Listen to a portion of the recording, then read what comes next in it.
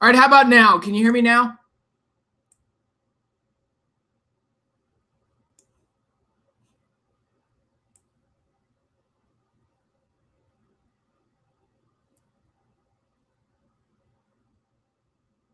Okay, all right, good. Yeah, all you have to do is, it's the standard rule. All you have to do is turn it off and turn it back on again, right? All right, how's everybody doing this Saturday? I ain't fat. I'm the skinniest I've ever been. All right, David, welcome to the stream. We are Pro Wrestling. Welcome aboard. Loved your Vader video, by the way. That was cool to see.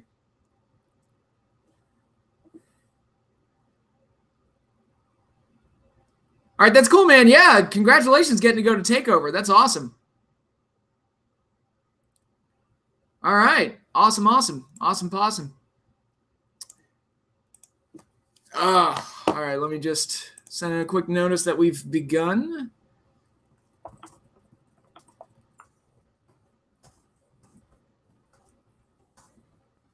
All right. Everybody having a good Saturday? Everybody excited for TakeOver tonight?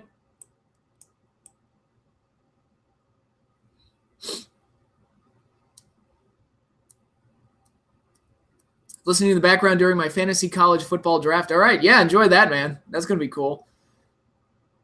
All righty. Okay, I guess we can just go ahead and get started. As is tradition at this point, I'm going to give my weekly wrestling reviews of the shows I watched this week. I watched NXT, I watched Lucha, I watched Impact, and I watched Ring of Honor. I thought this week's NXT was fine. It was the go-home show before TakeOver. It didn't do anything to make me more excited for TakeOver. Had I not seen the show, I still would have been excited for TakeOver. So it's not like a must-see type of show, but it was fine for what it was. By that point, I was just ready to get on board and check out TakeOver. So I thought NXT this week was fine. Lucha this week was great because of the focus they put on Killshot, who's fully developed into a heel now. Had a really good Gift of the Gods title match with El Dragon Azteca Jr., and the Trios title match main event with the Reptile Tribe winning the Trios titles thanks to Killshot was really good as well. And next week, we have Pentagon versus Cage for the Lucha Underground title in a last man standing match. What they call it, last man or machine standing match. And we've got the Mac versus Mil Muertes in a haunted house match, whatever the hell that is. So, yeah, I think Lucha next week's going to be really good. And this week's show was really good. So, good stuff all around. Although they keep killing the Rabbit Tribe, guys. I love the Rabbit Tribe. They keep killing them. They've all been sacrificed to Matanza almost. WWE supposedly interested in Killshot. I mean, they should be. He's really good. Okay, and Impact this week. I thought the Pentagon, or not Pentagon, the Phoenix Jeremiah Crane match was great and may have been my favorite match that I watched this week, although we've got TakeOver and SummerSlam coming up, so I'll probably get Trump. But I thought that match was great. Everything else on the show was kind of to me. I'm not really a huge fan of the KM Fala Boss stuff. I don't think they're that funny. I didn't think the Smoke Show segment was that great, which is a shame because I think Scarlett Bordeaux has been great since she got there, but I didn't think that segment got over as well as it should have. The fight between LAX and the OGs was okay. It felt like they were trying to capture that Broken Universe, Final Deletion, Lucha Underground style, and it didn't really. It just kind of looked like a cluttered mess and wasn't shot very well. What else? I'm trying to think of other things that happened on the show. It was kind of an okay show, but not like one of their. It's one of their weaker shows recently, except for the Phoenix Jeremiah Crane match, which was awesome. Yeah, I'm sorry, I'm just looking at you guys' comments. Yeah, so that's my thoughts on Impact this week. Not too impressed with it, but you know, we've got some big things coming up ahead. We've got Pentagon versus Jeremiah Crane in a Mexican death match, which should be great considering how good their Slammiversary match was. And we're getting at Redefined in a couple of weeks. We've already got the X Division title match set. It's Phoenix versus Brian Cage, which I think could be really, really good.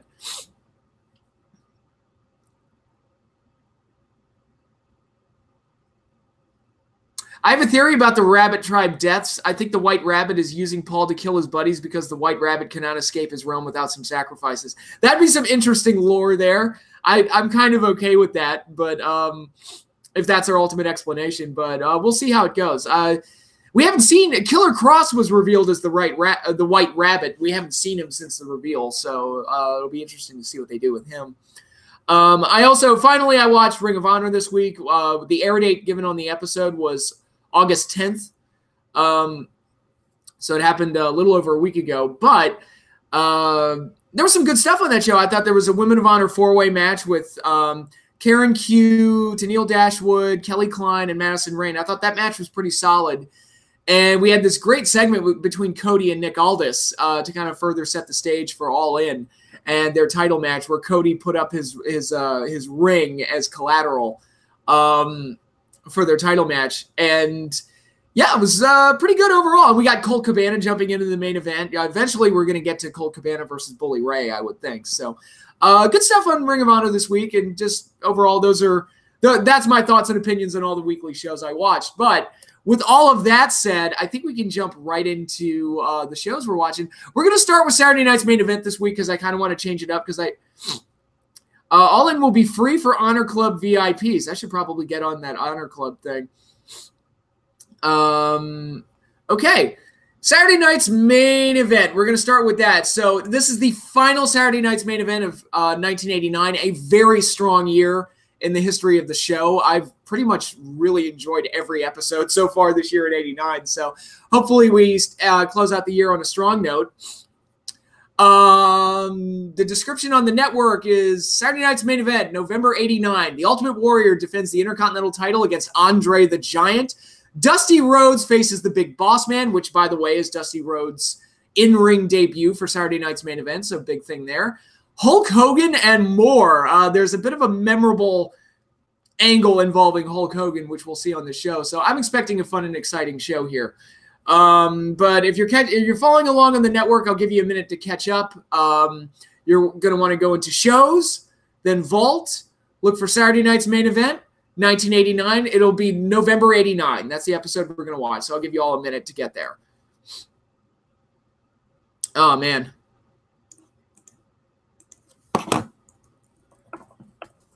So tonight's takeover. So what match are you guys most excited for tonight?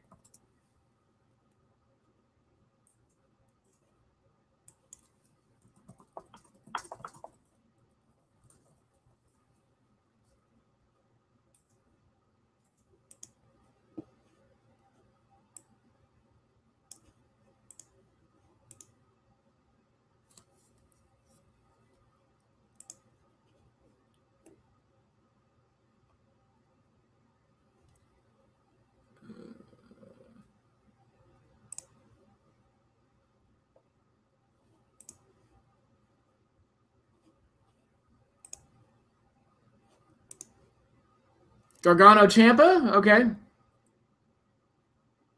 Yeah, a lot of people, I'm just excited to see everyone. Adam Cole, baby. Ricochet, Adam Cole. Yeah, I mean, this could be a really good takeover, I think. This could be a great one. Just a really strong card, top to bottom. Okay, guys, we're going to start with Saturday night's main event. I'm going to hit the play button in 5, 4, 3, 2, 1.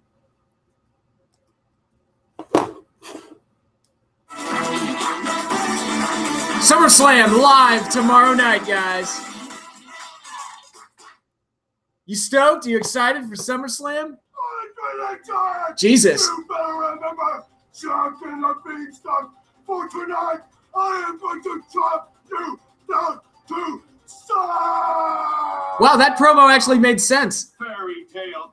Grow up, warrior. This is no fairy tale. This is over 7 feet tall, over 500 pounds, a cold, hard reality. The Ultimate Warrior. It happens once at a time. You were the champion. No more.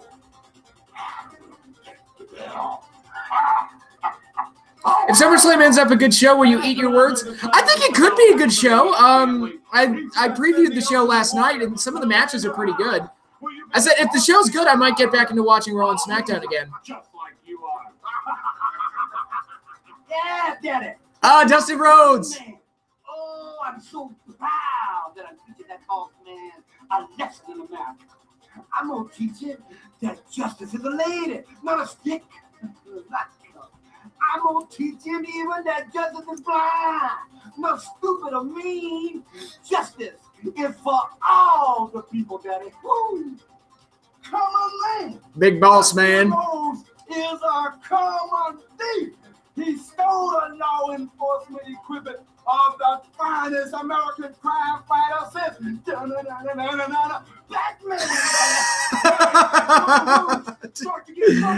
Oh my God. Remember the punchline. The 80s were so great. To me, I'm the genius, a poet, a wrestler, and more. I'm the wisest man since the world began, aglow with credentials galore. Tonight, I'm alone with Hulk Hogan. He's quite a bit larger than me, but that doesn't matter. His head is much fatter. His belt will look splendid on me. You know, genius, tonight we're going to find out just how smart you really are when you try to solve a problem that Einstein, Socrates, and Plato couldn't solve. What you going to do when Hulkamania runs wild on you? How much you want to bet Hulk Hogan doesn't know who Plato, Socrates, and those guys are? Last I heard, like, Slick was like a minister. That was the last I heard, but that was years ago. Oh, God, great shot of Andre there.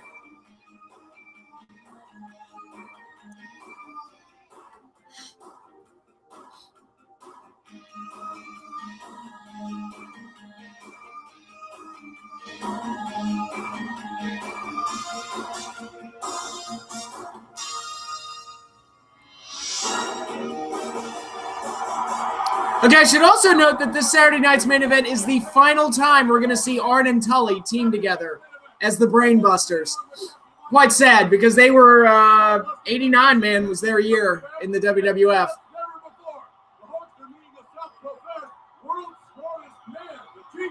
And Hogan has never faced an opponent quite like the genius. And Dusty Rhodes beat the big boss man. And I'll tell you what, Law and Order will find its place. Then tag team action, the Rockers put up against the Brainbusters, and Mr. Perfect will meet the Red Rooster. But Jesse, what about the... Hey, Mr. Perfect versus the Red Rooster. Isn't that great? This was taped before Tully got fired. Yeah, it was actually... Wasn't Tully... I'm a little fuzzy on the scenario here. Wasn't Tully fired right before Survivor Series? And this show was taped before Survivor Series, correct? It all started something like this not long ago. You better get out of the way of the water, I'll tell you that. Oh, he didn't have to psych him out again. Oh, we're getting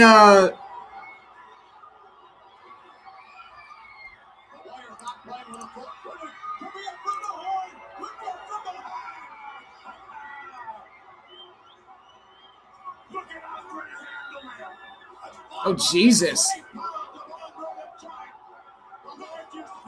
Andre looks scary here. Like a monster movie villain. With me right now are Bobby the Brave Heenan and Andre the Giant. Gentlemen, after reviewing that footage and seeing... I think he was fired the day of. Yeah, because I remember at Survivor Series, it was supposed to be him on the Survivor Series team, and they replaced him like last minute with Heenan. You noticed that too. You see, the ultimate maniac has felt these large hands around his neck. He's felt the breath leave his body. He is feeling... God, right Andre's now teeth the are terrifying. Championship slipping off his waist, slipping back to where it belongs, the Heenan family. You're referring, of course, Bobby, to another Heenan family member, former champion Rick Rude. But as a journalist, I got to ask you, will Rick Rude be jealous if Andre becomes champion? It's like that very wise man Charles Manson once said. Charles Manson, very wise man. To say, it's all in the family, Jess. What about the ultimate maniac's vow never to lose the belt? Oh, Jesse, this ultimate maniac, he's broken more vows than the Gabor sisters. and vows against He's broken more vows than the Gabor sisters. It's not very nice to Jaja. Let's go break some necks. Jesus. Once again, Bobby Heenan stresses family values as the key to victory. No, I don't think Andre ever heard of toothpaste. I think that's a foreign concept to him. Back to you, McMahon.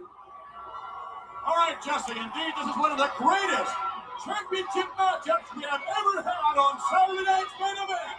The Ultimate Warrior, the champion, against the challenger, making his way to the ring. Certainly the biggest threat, both literally and figuratively, ever for the Ultimate Warrior's reign as Intercontinental Champion. Look at the size of Andre the Giant. Bobby the Brain Heenan could very well take the title back to the Heenan family, but standing by right now, BG. Oh, we got another Bonkers Warrior promo. All right, Ultimate Warrior. You've heard from Andre the Giant and Bobby the Brain Heenan. They believe, Warrior, that they had the advantage in this Intercontinental title bout. Do you think they had Hogan Warrior planned at this point? I think so. I think at this point, I think they had it planned. It's an aberration. Fear is the air that cowards breathe. Fear is the first taste of defeat. The warrior only breathes the air of the brave, and the warrior only feasts on the fruit of victory. The fuck did he just say? See no sign of fear in the eyes. What the fuck did that man just say? Back to you. Dun dun dun dun dun dun dun dun dun dun dun dun dun dun dun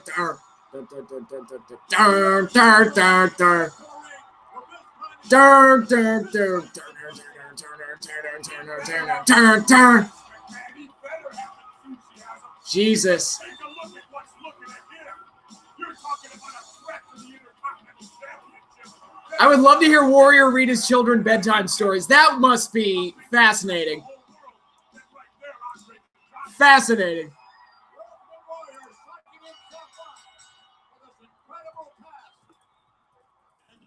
Now, officially the match underway. Andre rubbing his hands, looking forward to the lockup. So is the Warrior. Andre. Oh, look at Andre mock him. Warrior's tactics. Warrior puts on the brakes. You know what's good about Andre? He doesn't have to go anywhere. Eventually, they gotta come to him. Going after the Warrior. Andre blatantly choking the Warrior, trying to sap the Warrior's enormous strength. Warrior. You had that Lesnar military haircut going. I said, yeah. It was time. My hair was getting unruly. It was time to get it cut. Warrior versus Vader. Did that ever happen? Warrior versus Vader. I know they worked like the main event of an In Your House in a 6-man tag, but did they ever work one-on-one? I had a mini conversation on Twitter today with Sarah Logan. You lucky bastard. She's quite the cutie. Andre moving back in the corner. Warrior firing off. Slowing the big giant down a bit. You gotta come up with more than that to slow down. Oh, look at it. Warrior. He's choking Andre with his own strap. That's, I've seen Andre do that in the past, so it's like, Andre getting a taste of his own medicine.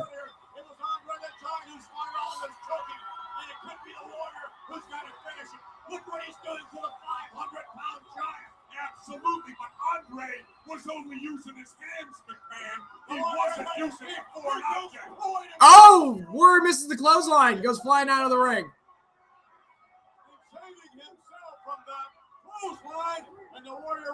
You also got blocked by Zelina Vega. What'd you do, man? You stalking her? Outside the ring, Andre's getting back to his feet, and the Warrior's easy prey here for the Giant. Oh. Kick to the midsection. Warrior firing off again. A shot, another shot to the midsection, open-handed down in the abdominal. Oh, no. Oh, Andre's got him trapped. Really stretching the Warrior out. And the key to this right here is the Giant's leverage right here. I don't care how strong the Warrior is. If you look, Andre's bending it back. Warrior not allowed to use the great strength that he has. Andre with the clear advantage. Oh, headbutt to the back. Warrior trying to fight out of it. Andre at 500 pounds. And all that leverage leaning right down on the Warrior. And Andre looks like he's enjoying himself. Look at the vascularity, the muscularity in the arms of the Warrior. I thought you were talking about Andre. Warrior's still trying Is Warrior going to break it? Looks like he's going to make it. Andre trying to hang on for dear life. The Warrior just inching more and more out of this hole. Andre losing his grip. Warrior fires out and He breaks it. Clothesline. Another clothesline. And Andre falls out of the ring. Ooh. Just kicked Andre in the head. What went wrong? Warrior 96. He's insane. That's what went wrong.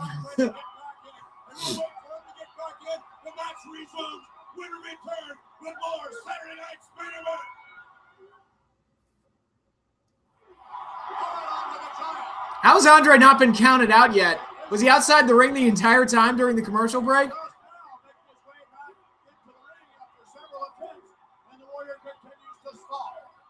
Oh, I think Vince just gave us an explanation. Andre, the shot to the throat. Andre playing chokehold. Andre using that bottom. Oh, God, he's choking Warrior with the bottom rope. What went wrong? DX in 2009. PG was part of it, but just I didn't care at that point. It's like, oh, yay, DX is back, guys. Bear hug by the Warrior. He's bear hugging Andre. I don't know how well that's going to work.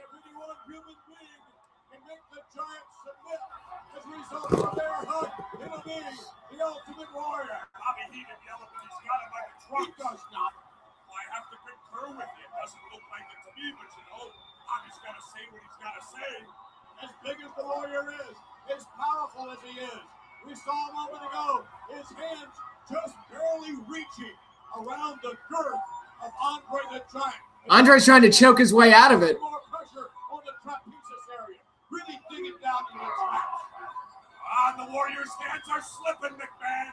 I watched Psycho for the first time a few days ago. It's like, yeah, it's a great movie. It's one of my favorites that Hitchcock did. I also, one Hitchcock movie that I adore is Rope, and it doesn't get nearly as much love as some of his other ones. I think Rope is a masterpiece, like an unsung masterpiece.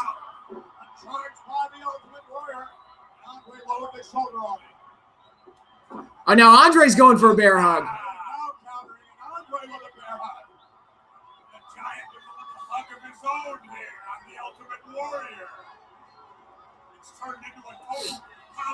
Yeah, the shower scene is probably, if I had to pick, probably the greatest horror movie scene of all time. It's like the quintessential horror movie scene.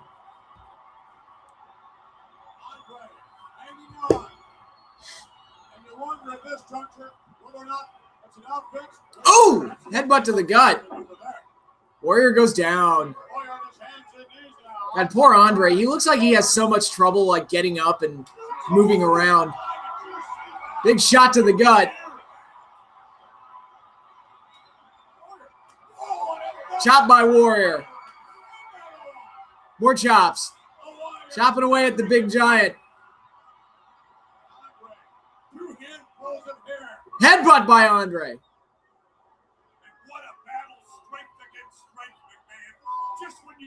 Was this Andre's last Saturday night's main event? I believe it might have been. Close to it. This is the clothesline. Warrior clotheslines and into the ropes. Andre's tied up.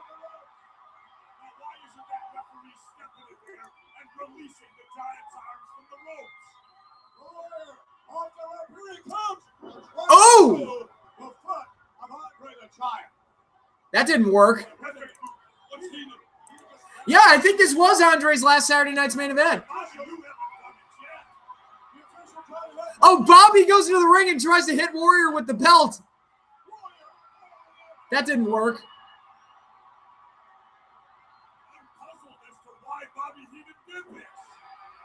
The referee has his back turned, Jesse.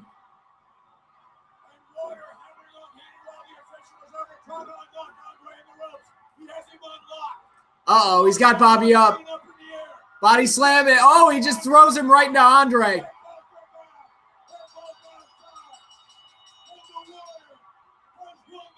And a disqualification. Warrior wins by DQ. Still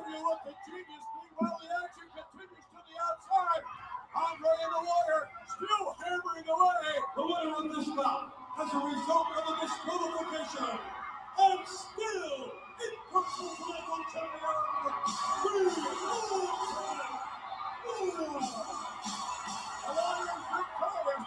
Yeah, they did some matches on house shows where Warrior was beating Andre in like 30 seconds.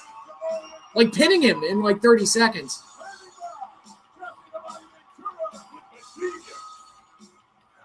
I've always believed Reigns will defeat Braun any day. I give you the genius. There's only one man smart enough to put Hulk Hogan down. That genius has a devastating plan.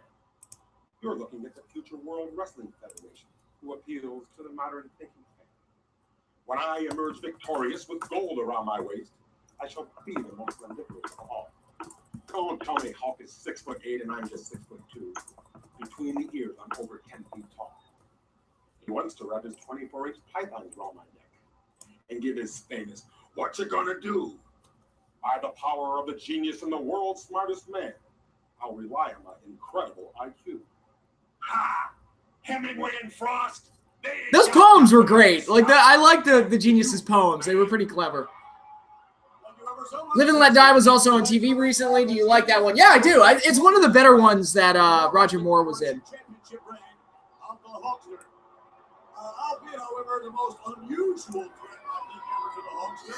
So yeah, Hulk Hogan versus the Genius. Obviously, Hogan's going to win this one, guys, right? I mean, come on. No way on earth the Genius goes over here. It's with me, of course, the World Wrestling Federation Heavyweight Champion, Hulk Hogan. Hulkster, tonight your opponent is going to be the Genius, the world's smartest man. Now, I'm curious, how are you going to fight the combination of his aerial acrobatics along with his Machiavellian tactics? Well, you know me, Gene. Genius or Aiden English rhymes? I like the Genius's rhymes. They were just like, he felt like he was coming up with those off the top of his head. That was great. I like Aiden English too, though.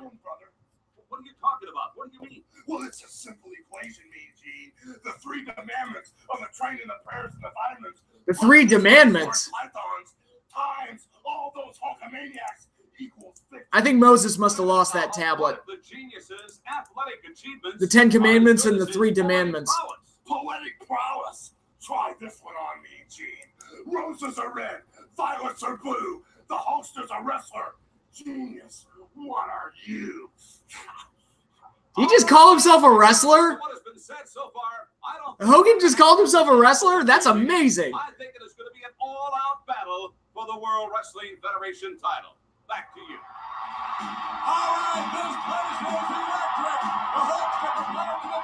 God, this is a title match too? Which demandment is thou shalt not mess with the Dudleys? Good question. I'm not sure. I must have missed that day at Sunday school.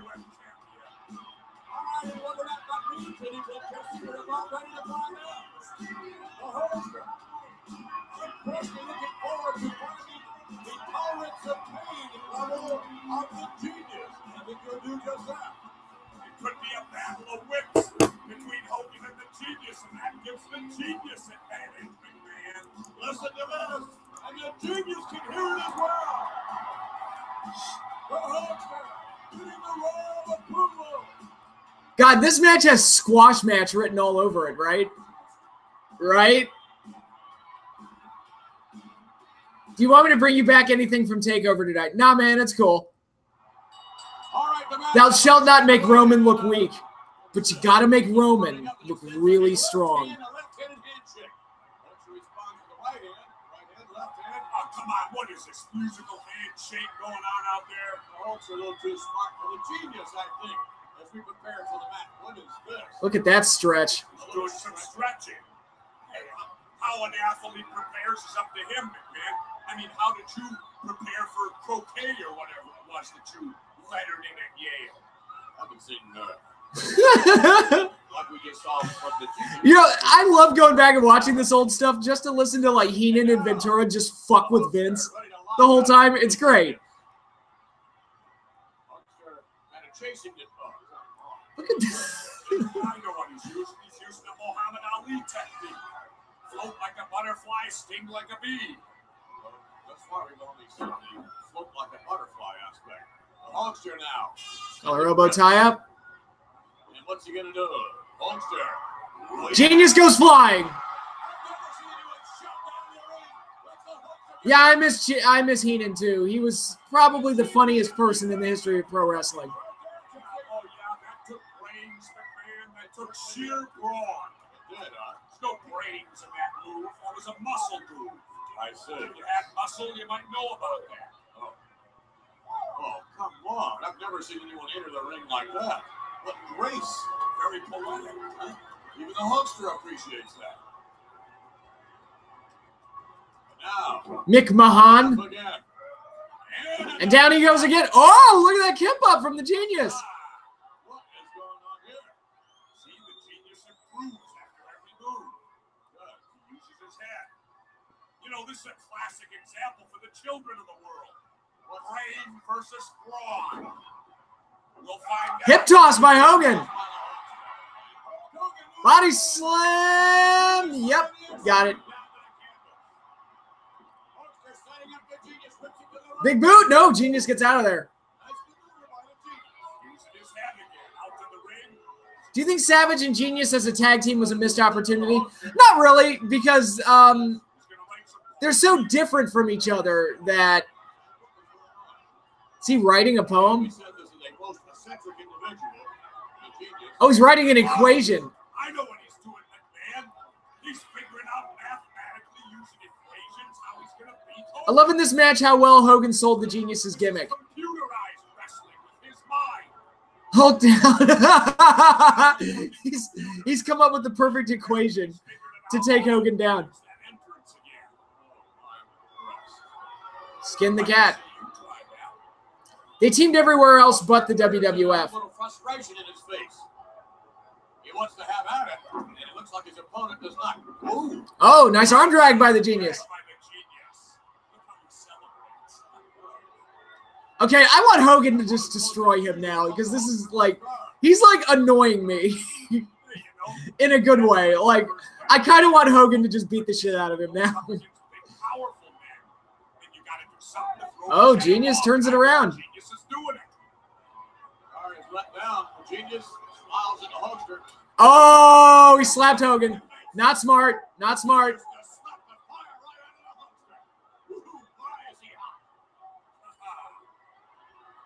I know the battle plan, frustration.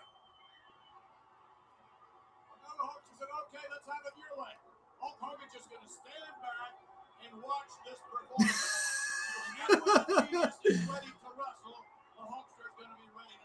Hogan's just like, whatever, you do your thing, man. Get it out of your system.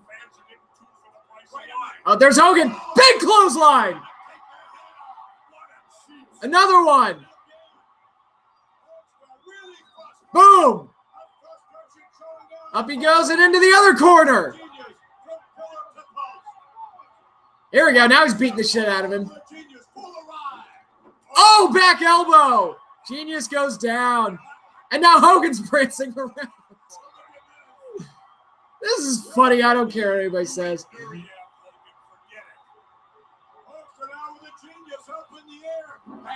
Atomic drop.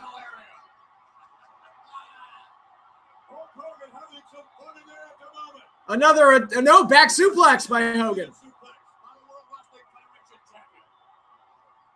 One elbow. Two elbows. Three. Nope.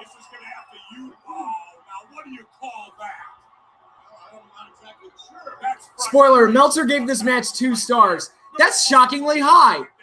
I would have thought he'd been like, there's too much theatrics. Not enough technical wrestling. Oh, there's Mr. Perfect. What's he doing out there?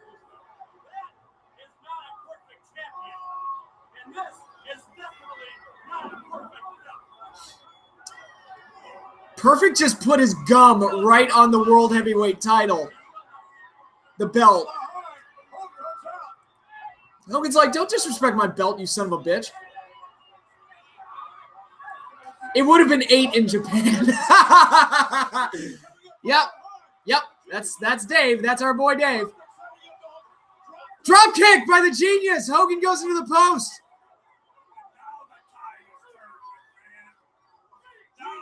Oh, into the ring post. What went wrong? Mr. Perfect in 2002. The plane ride from hell. Oh.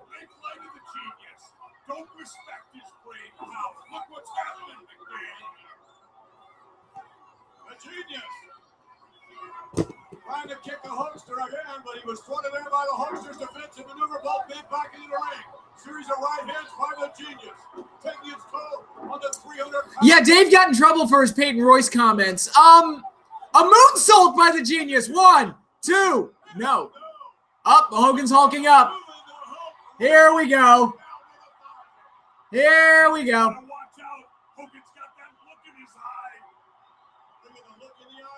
You know, I'm kind of going to defend Dave a little bit here on that one. Not that I agree with his comment about Peyton specifically, but it's weird to me that, you know, on my channel, I've called Cassius Ohno a fat fuck all the time, and nobody accuses me of fat shaming or anything. And Dave makes a comment about a woman, and it's like the end of the world, and everybody flips their shit. I don't know. Yeah, how dare he disrespect the Winged Eagle belt? I love that belt. Oh, right to the back. Now, Genius playing dirty.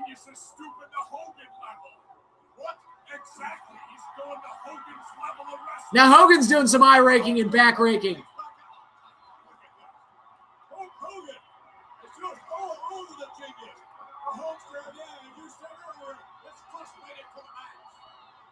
But yeah, why is it okay to call men fat fucks and nobody says anything? But oh, and he just slams the Genius out of the ring.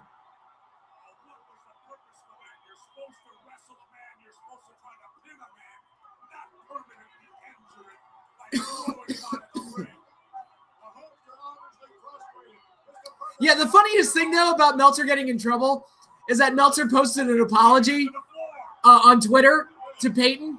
And Eric Bischoff made a comment. It's like Peyton Royce has a new fan.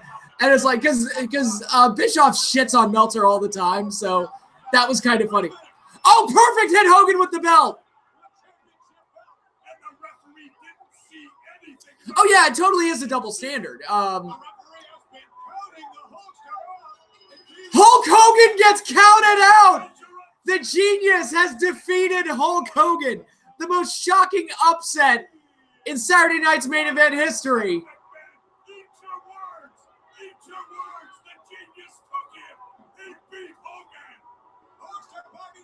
Do you know how many guys never beat Hulk Hogan? Randy did beat Hogan a couple of times in '85 by countout as well. But yeah. Yeah, most shocking upset in Saturday night's main event history. Hulk Hogan defeated by the Genius.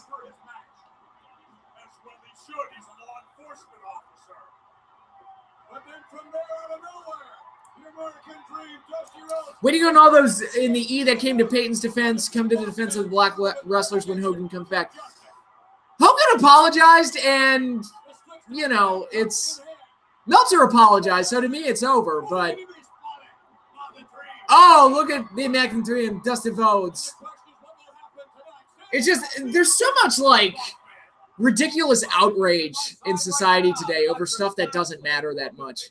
It's like, so what? He called Peyton fat. Who cares? Like, whatever. I can't believe Peyton even responded to it. Like, why even bother? Why do you care what Dave... Why do so many people care what Dave Meltzer has to say? Yep. And that makes us get told. You know, I once said that, or I've said several times that Kevin Owens needs to work on his look. People could interpret that as fat shaming, but no one ever did. And what law is that? The big boss man's law. Feel the pain, the whole pain, and nothing but the pain. Jesus. Dusty Rhodes may be a common man, but he's an uncommon wrestler. Well, homeboy, me, G. Hogan put his foot right back in his mouth with some statement about the guys that did not forgive him do not understand the brotherhood of wrestling. Oh, jeez. With the big boss man in the plane, I picture it. All Husky Tone will be completely rehabilitated. All right, Vince, these two men are the definition of cruel and unusual punishment. The Big Boss Man is certainly cruel, and Slick certainly is unusual. Let's go back. Thank you, Gene. Here we go. One of my favorite theme songs. Absolutely, big man.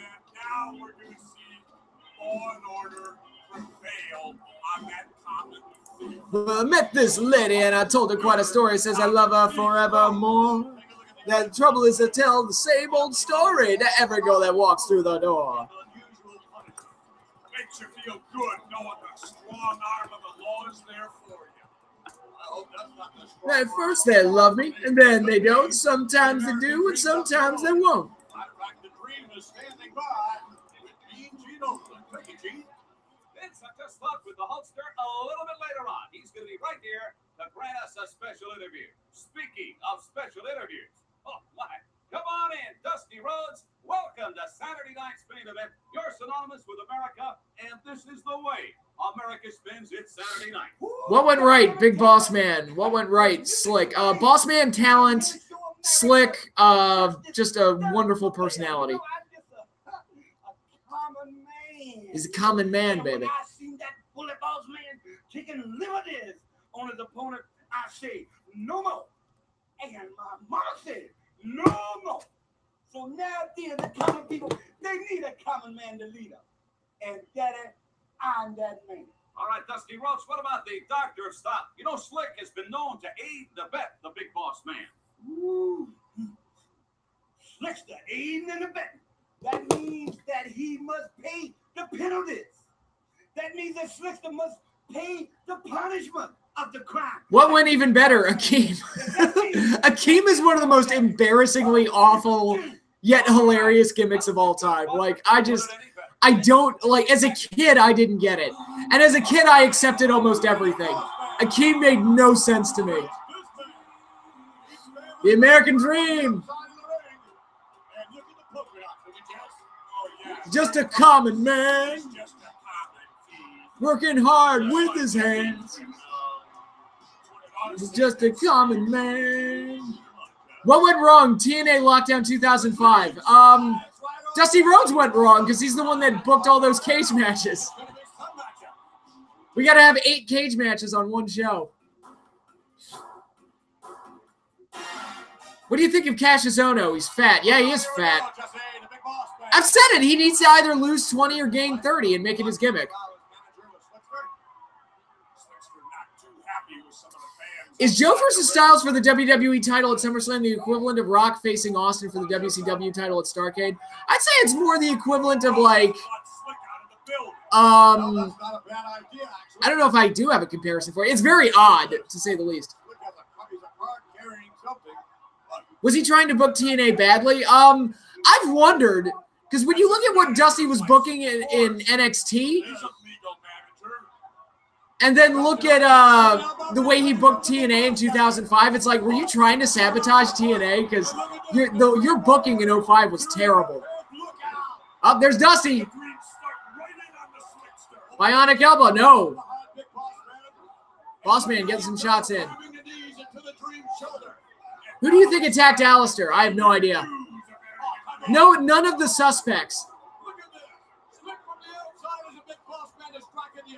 Russo booked TNA better than Dusty did. Actually, you know what? In 04, like, yeah, he did. Like, Russo, I mean, some dumb Russo shit came up, like the Luck of the Irish match. Up there's Sapphire in the crowd. There's Sapphire. But, yeah, Russo actually booked TNA better than Dusty did.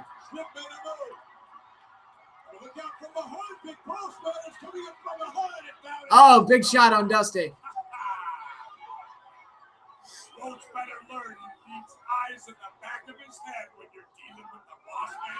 Oh. And rolling back underneath the bottom rope, the American Dream. Nick Bossman coming in right after him now. Got a lot of star power in this episode. You start off with Warrior and Andre. Then we get Hogan. Now we've got Dusty. It's like, damn. It's punch to punch right there, but the boss man getting the better of it, McMahon. Come on, Dusty. He's going after that arm. Boss man applying pressure and kick to the arm by the big boss man. This is a vicious individual. The Who Attacked Alistair, it'll end up being no one like Who Attacked Hideo. I hope not, because that's like a rare misstep for NXT that we never found out who attacked Hideo Itami. Imagine if Matt Riddle attacked Alistair and they built up to Alistair versus Riddle for TakeOver. That'd be cool. Come on, Dusty. Oh, Boss Man cut him off. Boss man caught Rhodes coming off that rope. Beautiful knee there. Caught him in the midsection. And then Ooh. good looking, twisting arm lock wrestling. And hanging onto the top rope. Traditional number to nobody all might add as well. The Doctor of Style looking on. He may get a confession out of Rhodes right here. Dusty Rhodes back to his feet now. Come on, Dusty. Trying to counter the tactics of the big boss man.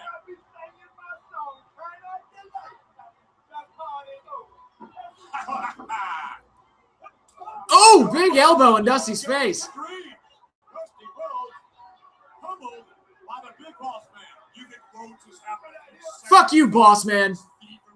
I'll be a fan of yours in about 4 or 5 months or so. A second elbow by the Dream finding its mark. Dusty, Cody, and Goldust versus Larry the Axe, Mr. Perfect, and Curtis Axel. That'd have been an interesting match if, you know, we could. Oh, Boss Man missed in the corner. Dusty's back in it. Dusty Rhodes hammering away on the big boss man. And Whoop. boss man really having his problem. Should we see the elbow? Drop that elbow on the big boss. Come on, Dusty. Drop the elbow. There we go. Oh, he missed. Unfortunately, He wasn't looking for slick. He was looking for crowd approval, and it cost him. Oh, here comes Boss Man. time now. Oh, right over the rope. Across the throat and chest of Dusty Rhodes. What do you say? He says, go get the stick. Oh, now you're going to see interrogation, McMahon. The Doctor of Style Dexter has the Billy Club. He stopped now.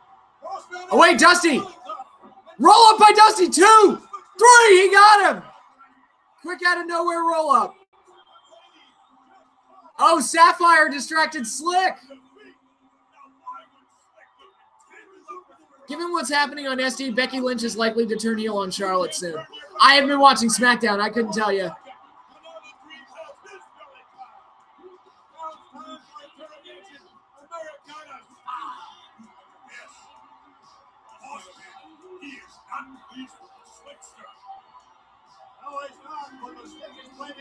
Are we sowing seeds of dissent between Slick and the Boss Man?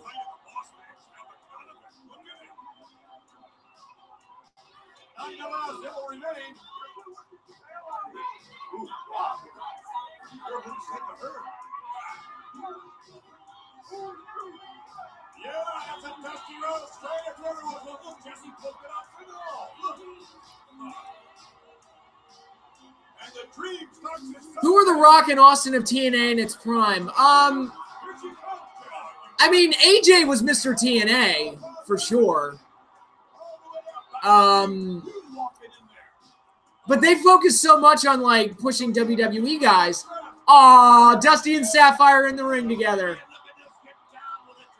I gotta say, McMahon, I hope they don't start doing the bump with each other. The building could rattle apart. Jesus, Jesse. Dream and his lady at ringside. Oh, man. What is ever going to happen next? Look at this. The start of the Dusty Rhodes Sapphire partnership. What's happening right here? Makes me sick. That would end when Ted DiBiase paid her off. You had your work cut out for you tonight in the person of Mr. Perfect. Who would you say became Mr. TNA after AJ left? I would say EC3, and then he left, but, you know. I expect. Exactly, Mean Gene. So, Mr. Perfect, you had best not count your chickens before they're hatched. Poor Terry Taylor. Poor. We have seen way too much of the Red Rooster in Saturday night's main event, I have to say.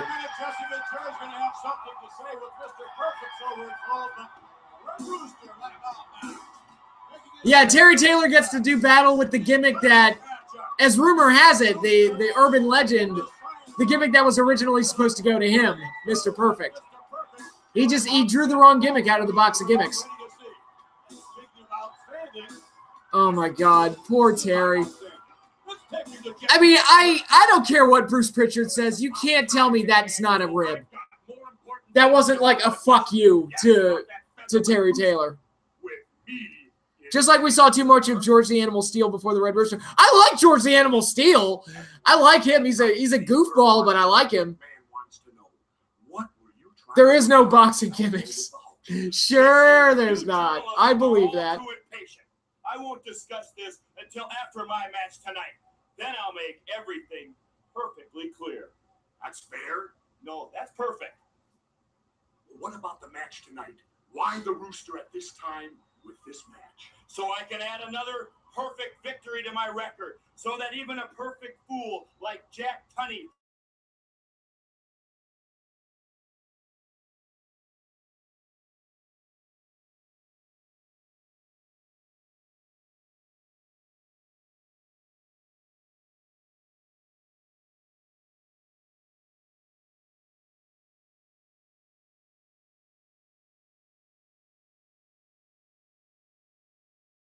Get more of the genius. Biggest night of Genius's career. Where are your sunglasses? They are right over there on my my office desk. That is all you need to know.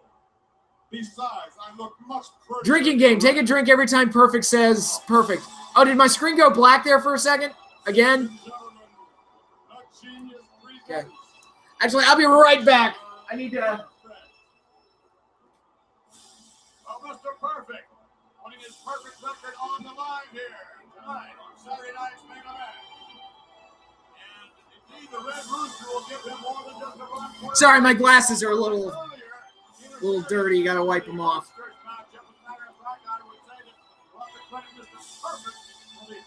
Lost to the Genius, and he did it perfectly, didn't he? We'll have this matchup in just a moment, and a word from the Hulkster. We're back with our Saturday night's main event. The Rooster. All right, just a guess on my part, Perfect's probably going to put the Rooster away pretty quick. And then, you know, we talked about this being Andre's last Saturday night's main event. I believe this is the last one for the Rooster as well. That's what I said. Ooh. Where at this moment, Mr. Perfect is the aggressor. Back to the ropes again, and ooh. Get this. Perfect just hammering away on the Red Rooster.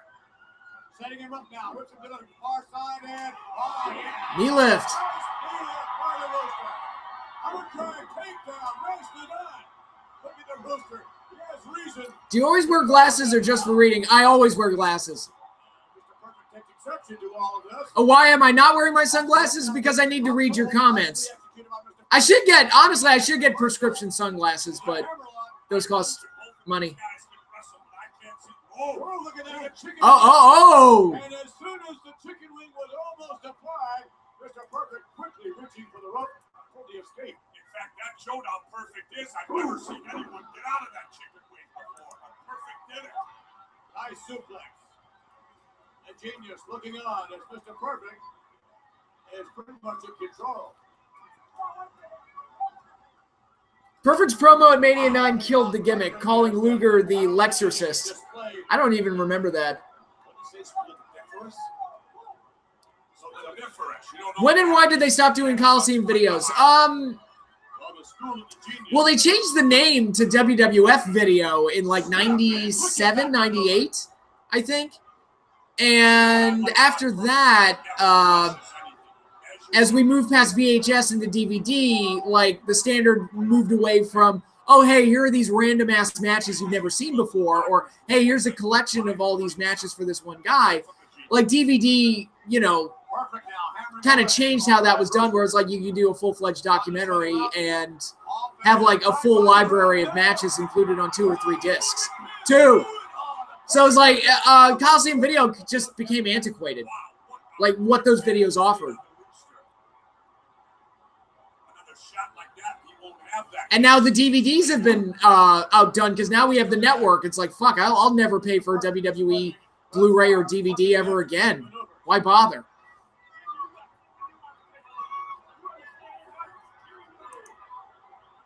Perfect talking to him. Put the bad mouth on him.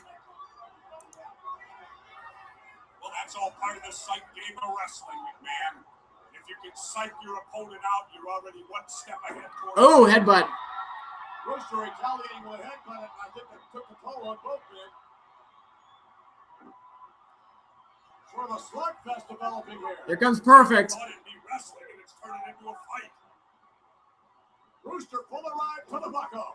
Coming Oh. Mr. Perfect ran right into the foot. He's shaking. Bulldog by the Rooster. He's in trouble. And I got to admit, Perfect's perfect record is in jeopardy. And the Red Rooster sends Perfect down to the table. Yeah, the Coliseum videos are great. I'm glad that that's on the network because I get to go back and relive a lot of those. Some of them are really cool. He needs to stay aggressive. He needs to stay I watched, actually the other day, I watched I'd never seen the Sunny tape before. So I watched that one the other day. It's like, oh man, Sunny. She was Roll Tide back then, right? Roll Tide? Roll Tide. And I typically don't like blondes, but Sunny, man, in her prime, damn. How do you think fans of today would react if we saw title changes on house shows as much as it happened back in the 80s? You'd probably get greater attendance at house shows because people would be more excited for the shows. Perfect Plex! 1, 2, put that Rooster out of his misery. Once he gets those hands locked, McMahon, there's no way out. He's got to be out. Why don't you like blondes? I just prefer like dark-haired women. That's just my taste. Performance capacity crowd. The next one is for you, Hogan. As you see it, right now, Perfect indeed. Let's take you to Mean Gene Oakland with the Rockers. All right, thank you, man. Standing with me right Oh, now. look at Sean with his little baby face. He's so young. Welcome, gentlemen. it's great to be here, Mean Gene. You know, tonight your opponents are going to be former tag team champions, the Brainbusters, managed by Bobby the Brain Heenan. We know about the Busters. They're cagey ring veterans. And Bobby Heenan is always capable of some underhanded trickery. Well, I'll tell you what, Mean Gene, we're not here to wrestle Bobby Heenan. We're here to wrestle the Brainbusters, and we're going to win it big tonight in the ring. Bobby Heenan and Brainbusters, we're the Rockers, and the ring's a hard place. Don't get between us, baby. Woo! All right, Vince, I think we're in for some great tag team action here tonight. If only Bobby Heenan does not interfere, and we can only hope on that. I think the Sunny Coliseum video was the final one under the Coliseum home video banner. Might have been. Might have been. That one on the network, it came out in 97, so it was close to the end. Yeah, Howard Finkel's voice is great. He's just, you can't beat that. He's the best. I got to admit, McMahon, now it's all up to par. The 89 Young Bucks. Nonetheless, Bobby the Brain A fair comparison. along with Mean Gene Oakland and the Brainbusters. Take you to the interview. Bobby Heenan, Bobby Heenan, will I get your attention? What? Tonight, the big match for your men, the Brainbusters. Yeah, my Brainbusters. Great Brainbusters. We don't have the World Wrestling Federation tag title They anymore. are your Brainbusters. Yes, they are. Like, we were great 2 weeks ago, weren't we, when we did have them, huh? There's just little things I got to iron out with you. Don't you understand that? I do understand. We got to be something to get where we got. Well, that's why I'm here. That's why you're here. Do I detect a little dissension in the ranks here? Bobby, we've always listened to your advice. We've always done well. One mistake don't sink the ship. Understand that. No, I'm not talking about one mistake, Arn. I'm not talking about one mistake. What I'm talking about is listening to me.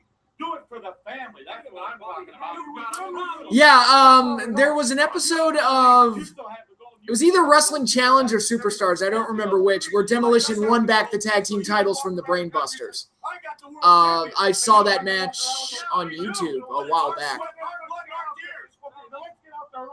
Oh yeah, Bobby Heenan's all over the show. It's great. I'll never complain about too much Bobby. Thank you very much. There's no such thing as too much Bobby. Pep talk from Bobby the Brain Heenan. It's sort of one of those win it for the weasel. Will it Win work? it for the weasel. Wentz, Twins. That's a good name for you. It is, Absolutely. What reverse psychology perhaps by Bobby the Brain Heenan, leading his brain busters into the squared circle here. And as we stated before, what went right? Bobby Heenan, pure talent. As the Heenan family is not exactly all together. Well, I don't know if it's total dissension among the ranks, man. They suffered a tough loss. Anytime you have a loss like that, it's going to hurt you mentally, and it's time to regroup. Well, all right, now, if you remember, these two teams had a match on an edition of Saturday Night's Main Event earlier in the year, which was a really good match. So I expect more of the same here. What went right? The Bound for Glory series. Oh, God, the Bound for Glory series. That was one of the best concepts TNA ever came up with, and they didn't go all the way with it. I love the Bound for Glory series. It could have been their equivalent of the G1 Climax. And they just didn't they didn't fine-tune it enough. Locking up with Marty. Pull the hair there from the far side over to the near side of the whip, and nice hip toss. Oh, look at that counter by Marty. Body slam by Marty, drop kick by Marty. With a good move on Blanchard right there. Arm drag. Arm drag it into an arm bar. Arm bar. Looking mighty fine. His partner, Shawn Michaels, will look just as well. They're more than tag team sweat. Look at the shake of the hair. Kip up by Marty. Yank of the hair. Kip up by Marty. Kip up. There we go. Oh, big jumping back elbow.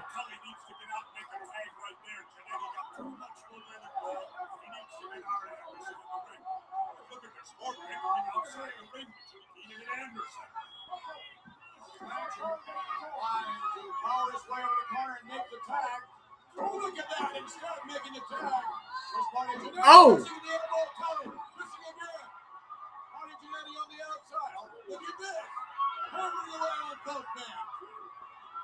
I'll tell you, the Busters did not look like a well-oiled machine they normally are. Oh, look at that. Oh, look at Shawn getting in there. 1, 2, 3. First fall goes to the Rockers. God, the Busters were off balance that whole first fall. What's the most you've ever marked out when you attended an event? It's a good question. Probably the first time I saw Undertaker in '96, because I was a huge Taker mark at the time, and he was in the main event of that show. Here was the main event. It was Undertaker and Shawn Michaels versus Goldust and Mankind in a steel cage match. And the finish came when Undertaker tombstoned both Mankind and Goldust separately, not together, onto a steel chair. Oh, God, the Busters, they're turning on Heenan.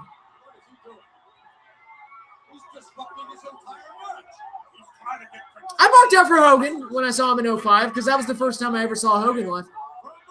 Double roll up by the Rockers. 1, 2. No.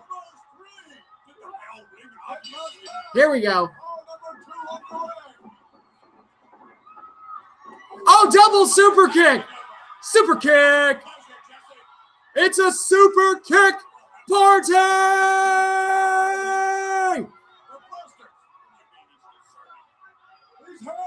Yes, it was a house show. It was a house show. That was the main event of a house show. I don't really blame them. They're not listening to them. You hire a manager for it. Oh, Bobby Heenan's walked out on the Busters.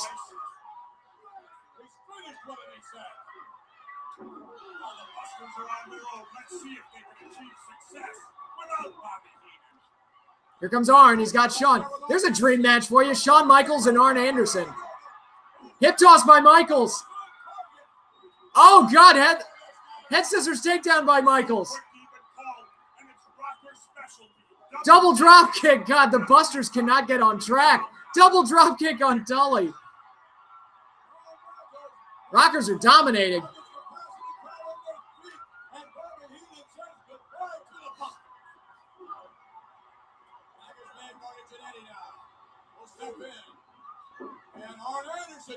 Oh, double hip toss.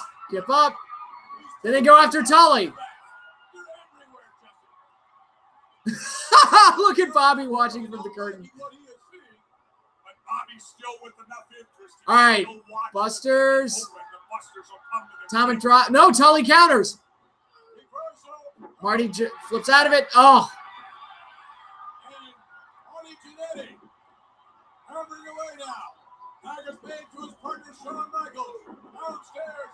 Oh. 1, 2, no.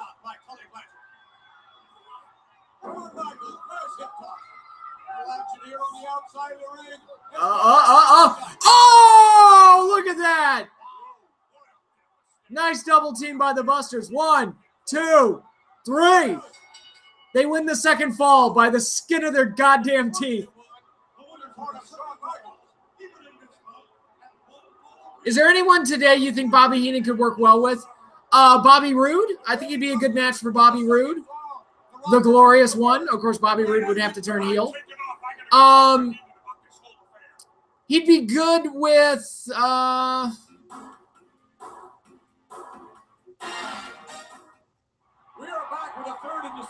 yeah, Curtis Axel might be a good one. All right, fall number 3. Rockers are, this has been a fast and furious match. Personally, I agree totally with what you did. I cannot believe those two guys. What is wrong with them? You brought them fame.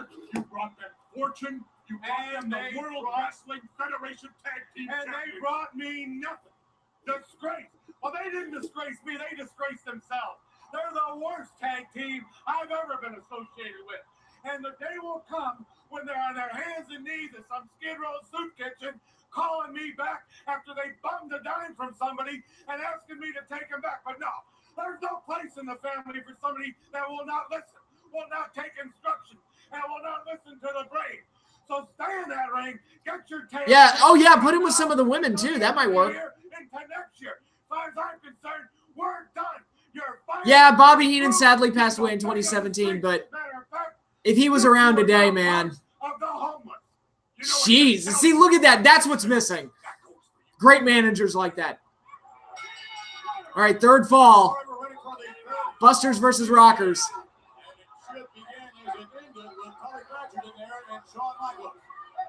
Shawn Michaels apparently in no condition to begin the third fall, and look what's happening here. Now Shawn's getting pounded on by Tully. Trying to set up a double team, and indeed it's executed quite well. An admonition from the official. New Horsemen stable: Bobby Roode, The Revival, Austin Aries, Charlotte, and Tessa Blanchard. Be interesting. Spine Buster by the master of the Spine Buster. Double A. Interestingly enough, Arn Anderson's going to be in the main event of the Clash of Champions episode we watched too. I'll tell you, Michaels would have taken a 3 count right there if Jannetty hadn't jumped. I don't know about that. A cover, 2, and aha! The shoulder up. Shawn Michaels trying to power his way out of this. Shoulders down again. Oh, look at that counter by Shawn. Oh, slingshot, slingshot. Oh, clobbered by Tully. This has been a good match, as expected. A nice farewell to Arn and Tully. Bit bittersweet that it ended like this, but you know. Trying to catch Marty Jannetty, and he did. All he's doing is Marty Jannetty distracting the official. When do you think WWE started to gain faith in HBK to be a strong mid-carder main event level guy? Probably when they gave him the IC title. Around that point, they let him main event Survivor Series against Brett, and they were showing signs that they had faith in the guy to carry certain situations. Now the Survivor Series 92 match, I should probably go off the top by Shawn. 1, 2, no. I should probably go back and rewatch that because I haven't seen that in years. I don't remember if it was any good or not. I mean, it was Brett's first pay-per-view as WWF champion. And it's Shawn Michaels' first pay-per-view main event. Aside from Survivor Series 89. Oh! Where he was in the closing match on Warrior's team. But Like his first like world title shot main event. Both guys out. Both guys almost out. All right, Sean's down, Arn's down. Who's gonna get the tag? Sean's closer, but Arn's in his way. There you go. Here comes Marty. Busters are going down. Get knocked around like pinballs. Drop kick by Marty.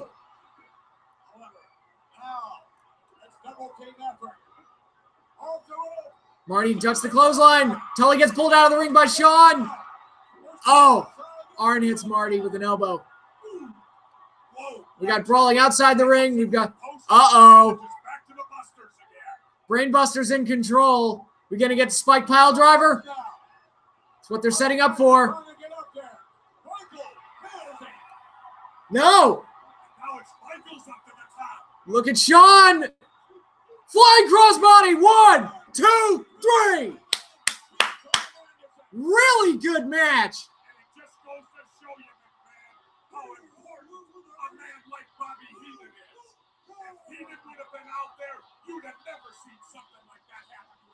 Some say the Bret HBK Survivor Series 92 match was the best match they had, including the Iron Man match. Okay.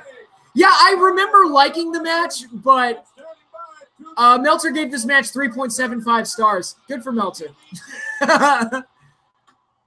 Here we go. Here's the most memorable part of the show. Mr. Perfect is destroying the Winged Eagle title belt.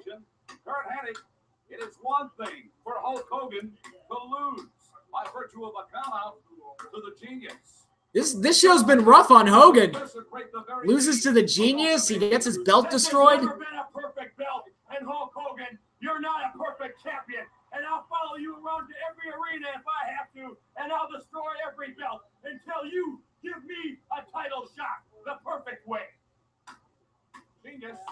Now, the urban legend is that this is the title belt that was used to make the Hardcore Championship belt, which everyone is pretty much denied, but it's fun to think about if that was the case. And you know what we're doing? We're desecrating Hulkamania. Yeah, it's really sad because this is like my favorite version of the WWF title belt. And it's like, why are you breaking that one? That one's the pretty one. Yeah, no, this is, it's not true, but it's a fun like urban myth that belt became the Hardcore title belt. And I'm the man who deserves a title shot. And until you give me that title shot, Hulk Hogan, I will destroy every belt. I don't care if you have 100 names.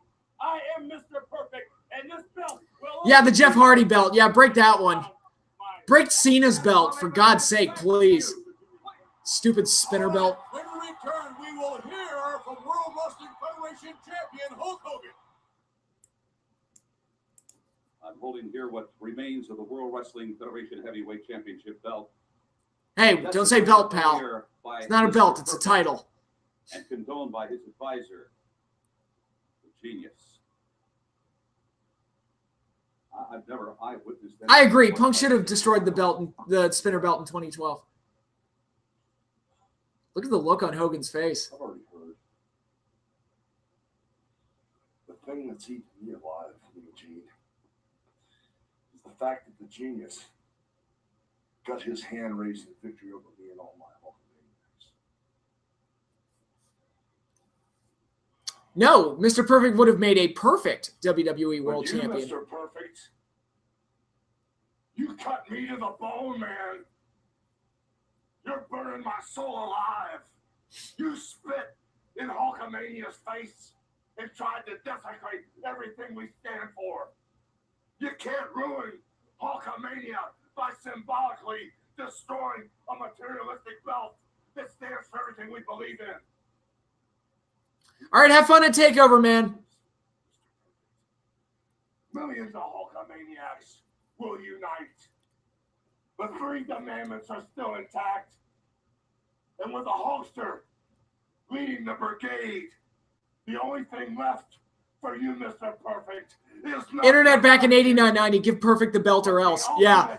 Encounter with Hulk Hogan equals the perfect defeat for you. That was one of Hogan's best promos. Oh, God, that shot of the belt. That's some good stuff. All right, Jesse, a comment from you, if you may, on Mr. Perfect's action. Man, really good stuff in this episode. Picture of perfection in downing the rooster. He destroyed the champ's belt. It's gotta be in Hogan's mind now. Mr. Perfect's gonna take him, McMahon. I can feel it. I can feel it deep inside. It is doubtful that Mr. Perfect will be able to retain his perfect record should such a match come off, but nonetheless, it'll be most interesting. Jesse's comments, you're stuck with him. We'll be back with more Saturday night's main How do event. you know he can't see? Yeah, 1989, man. They killed it in 89. It's just every episode was good. At least, like, what was the worst one from 89? Like, this episode, I remember watching this one, not when it first aired, but back in the day, and really liking the angle and the Rockers Brainbusters match. Oh, no end credits this time. Yeah, in 1989, great year for Saturday Night's Main Event. Every single episode was good. Let me pull up the history, because now we're just going to recap all of 1989 for Saturday Night's Main Event, just to highlight how much I enjoyed this year.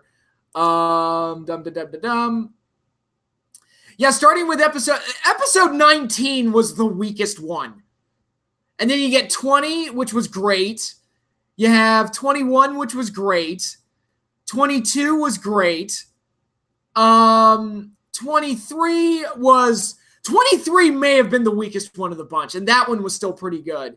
And then you get this one, which was better than I remembered it. So, yeah, 1989, they just absolutely killed it this year. Yeah, some of my favorite Saturday Night's Main Event stuff coming out of 1989. Good stuff. So, yeah, a lot of great stuff here. You got the shocking upset victory over Hogan by the Genius. You got Mr. Perfect destroying the belt. You got a great tag team main event with the Rockers and the Brainbusters. You got Andre versus Warrior, which is a star-studded match. You got Dusty Rhodes making his in-ring debut for Saturday Night's Main Event. Just really exciting episode. Really enjoyed that. All right, but next up, we've got the Clash of the Champions. If you're following along on the network, you're going to want to go into shows, vaults, and then we're going to go into 1993 for Clash of Champions.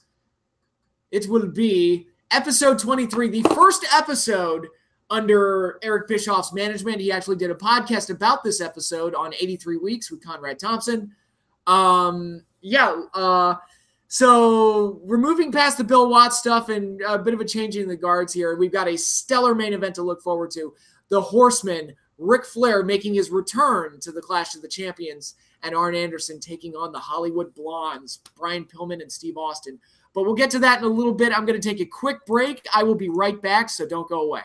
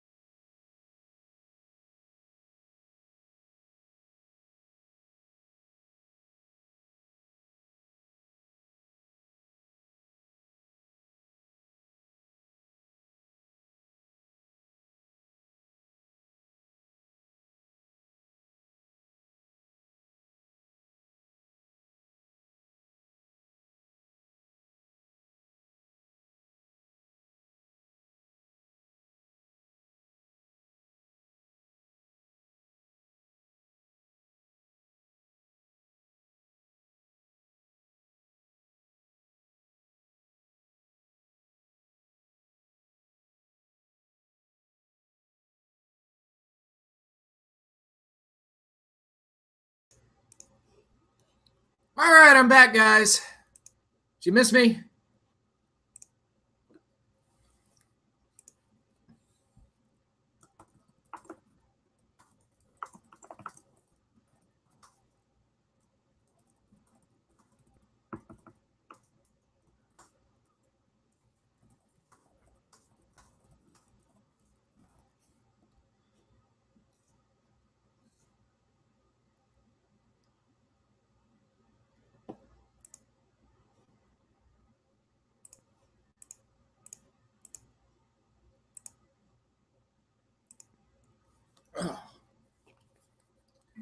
All righty, we're going to get started with Clash of the Champions 23 as we move along with the 1993 episodes of the Clash. Clash of the Champions 23 features Ric Flair and Arn Anderson taking on the Hollywood Blondes for the World Tag Team Championship and more.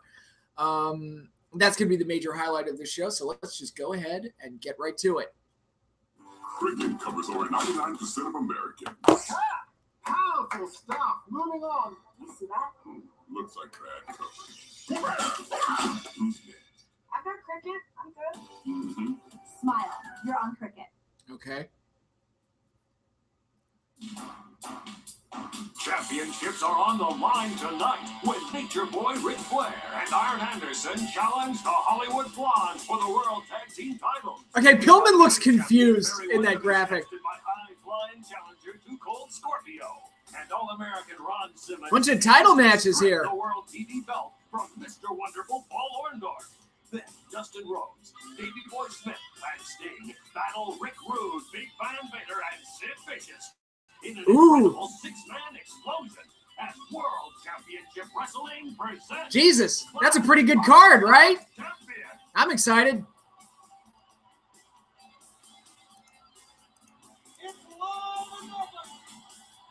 Norfolk, Virginia. Close to my neck of the woods. Close-ish.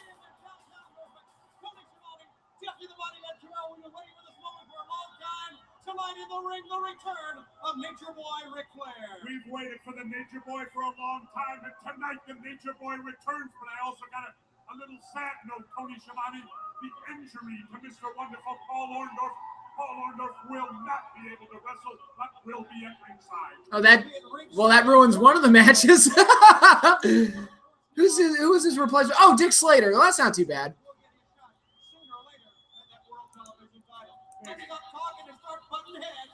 We lose a title match, but, you know, we get Dick Slater. I like Dick Slater.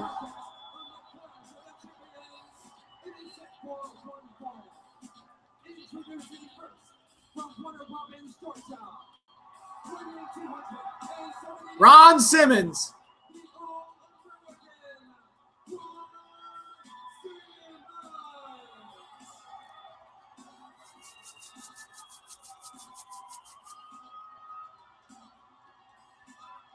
Now they're calling the All-American, and certainly you can see the fans that he has here.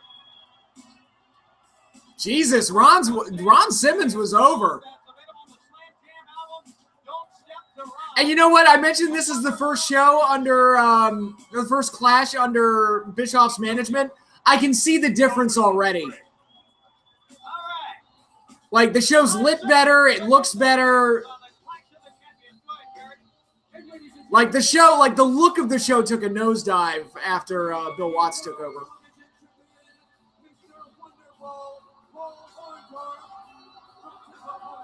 Dick Slater.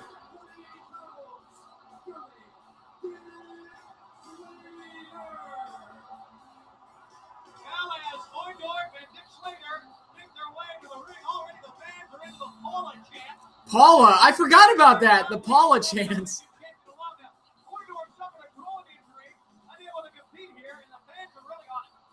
I don't understand it, Tony. Why? As hard a wrestler as Mr. Wonderful is, the chances he takes in that ring, of course he's susceptible to injury like any great athlete is. Mr. Wonderful, with the groin, well, you think these people are thinking for 1 minute that Mr. Wonderful was not Ron Simmons? No. They're just getting on him, and that's the name that Dusty Rhodes shot him. Now, Orndorff, man, Dusty Rhodes and Tony Schiavone. You deserve a little credit for that, too. I'll take no credit for that. And certainly Dick Slater is a veteran. It's going to prove to be a very, very rough and rugged match for the All-American Ron Simmons, who until today has prepared to go into that World TV title, something that he's come very close on winning on many occasions. And here we go. Randy Anderson, the referee, back to the corner. Let's see if we get it. Yep. Whoa! And look at that. Simmons with a cheap shot out of the corner, Tony. Atomic drop by Simmons. What are the odds of Tony Schiavone going into the WWE Hall of Fame? Slim to none. And that's no knock on Tony. It's just they're not going to let the voice of WCW. I just don't see it. And Tony's not a guy that they can milk for money like Sting or Goldberg or somebody like that. So I would be very surprised if he ever did. Together against the Hollywood Blondes and that gigantic six-man with Vader, Sid Vicious, and Ravishing Rick Rude, the Master of the Rude Awakening, against Dusty Rhodes, Davey Boy Smith, and Sting. Still a come, but right now we begin it. And Simmons on the shoot. Now, I'll take this moment to let you guys know, I was informed earlier today before we started the stream that today is the 25th anniversary of the next Clash of the Champions, which we'll be watching, if not next week, because next week is my Atlantic City trip. I'll try. My plan right now is to have a stream on Thursday. We'll see if I'm able to pull that off. But if not, we'll just wait until the next week. There just won't be a stream next week. But anyway, today is the 25th anniversary of the next Clash of Champions that we're going to be watching, which is special, which is super special. Has one of the more memorable moments in wrestling history. WCW shocked the world with the next Clash for sure.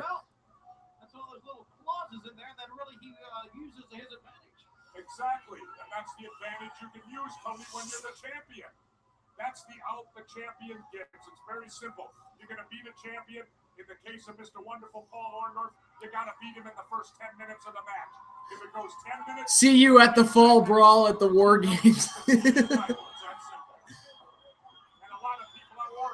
The best part about that is that you can hear Ole doing the voice of the Shockmaster, and he's clearly trying not to laugh at what just happened, which is even better.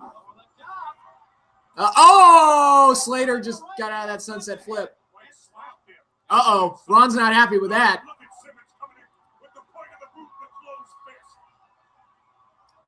Throws him halfway across the ring. Oh, Orndorff grabbed the leg.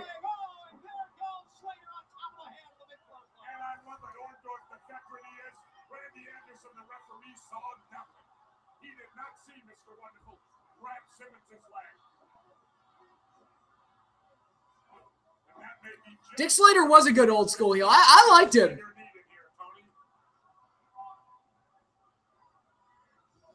Just a dirty little redneck. I just loved it.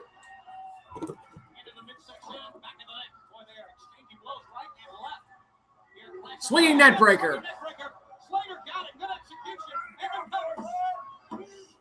Simmons on the ropes. They think it's over.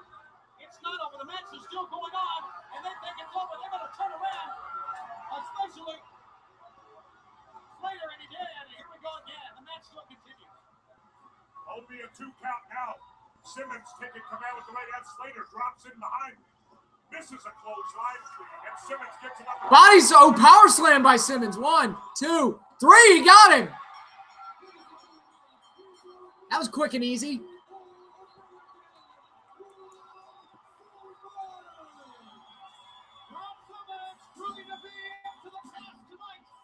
We begin Clash of the Champions with a tremendous win over Dick Slater, subbing for the Interworld Television Champion Paul Orndorff. Well, right here you see Simmons backing into the rope, lining up for the big shoulder block, and there's Mr. Wonderful. Grabs a little ankle right there, a little bit of defensive holding. Boom. Defensive holding. Nice call, Jesse. Yeah, it's weird. We've got Jesse Ventura on commentary for both shows today. We've got Arn in the main event of both shows today. Very interesting. We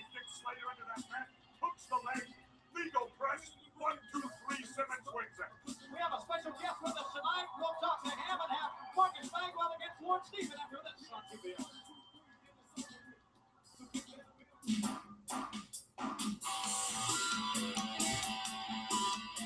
God, remember, for those of you that are older, do you remember all those wrestling hotlines that WCW had and WWE had? It was like, I never called any of them, but it's like, why? Beach Blast, 93. Not quite Bash at the Beach.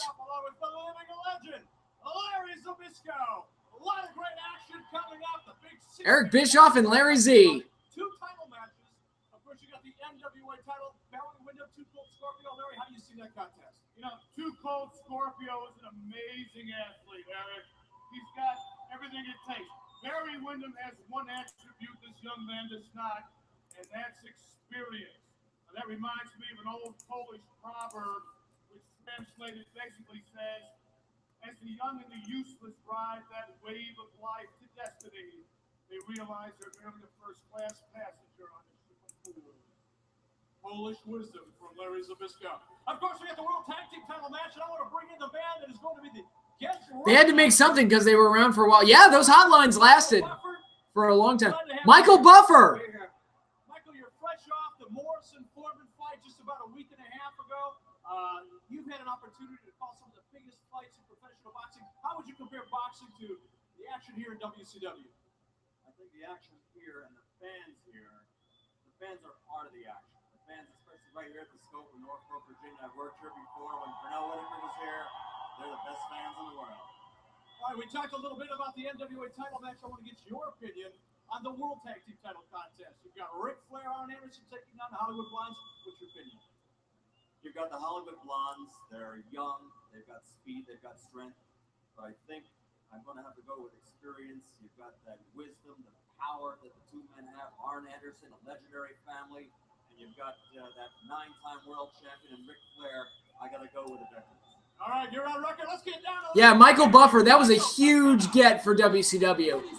I mean, that, like, Michael Buffer as the ring announcer for WCW main events was just iconic of the period. And that was one of those things that kind of gave WCW something that set it apart from WWE. Marcus Bagwell, not quite buff yet, although he, you know, got a pretty good physique here, but he's buff and he's got the stuff. God, he looks young here, too. And it's good to have Michael Buffer here with us on Clash of the Champions. He'll be in the ring a little bit later on. And I tell you, Marcus Bagwell is looking great. We go back to Gary. And ladies and gentlemen, his opponent, accompanied by Sir William from the Royal... Up here comes Lord Steven Regal. Not William, Lord Steven Regal.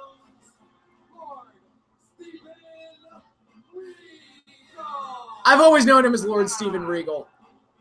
I heard they changed his name to William Regal when he went to WWE because they had Steve Austin and they had Steve Blackman and they had like maybe 1 or 2 other Steves, and they're like, we've got too many Steves here.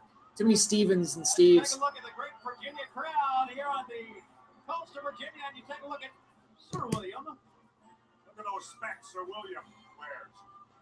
Those are reed glasses.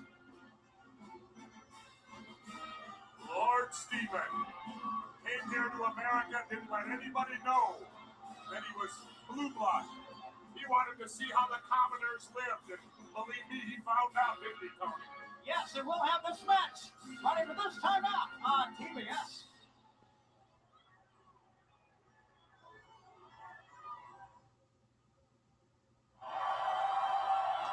We're back live. Buff actually looks like a normal dude there. Yeah, kind of does.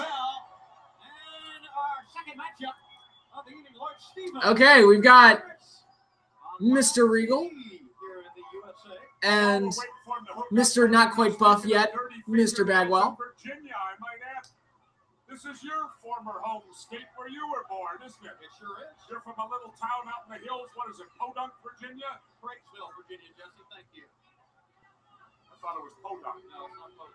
Yeah, this is, as we move forward with the clashes, we're going to be seeing more and more familiar faces that would come up during the Monday Night Wars period.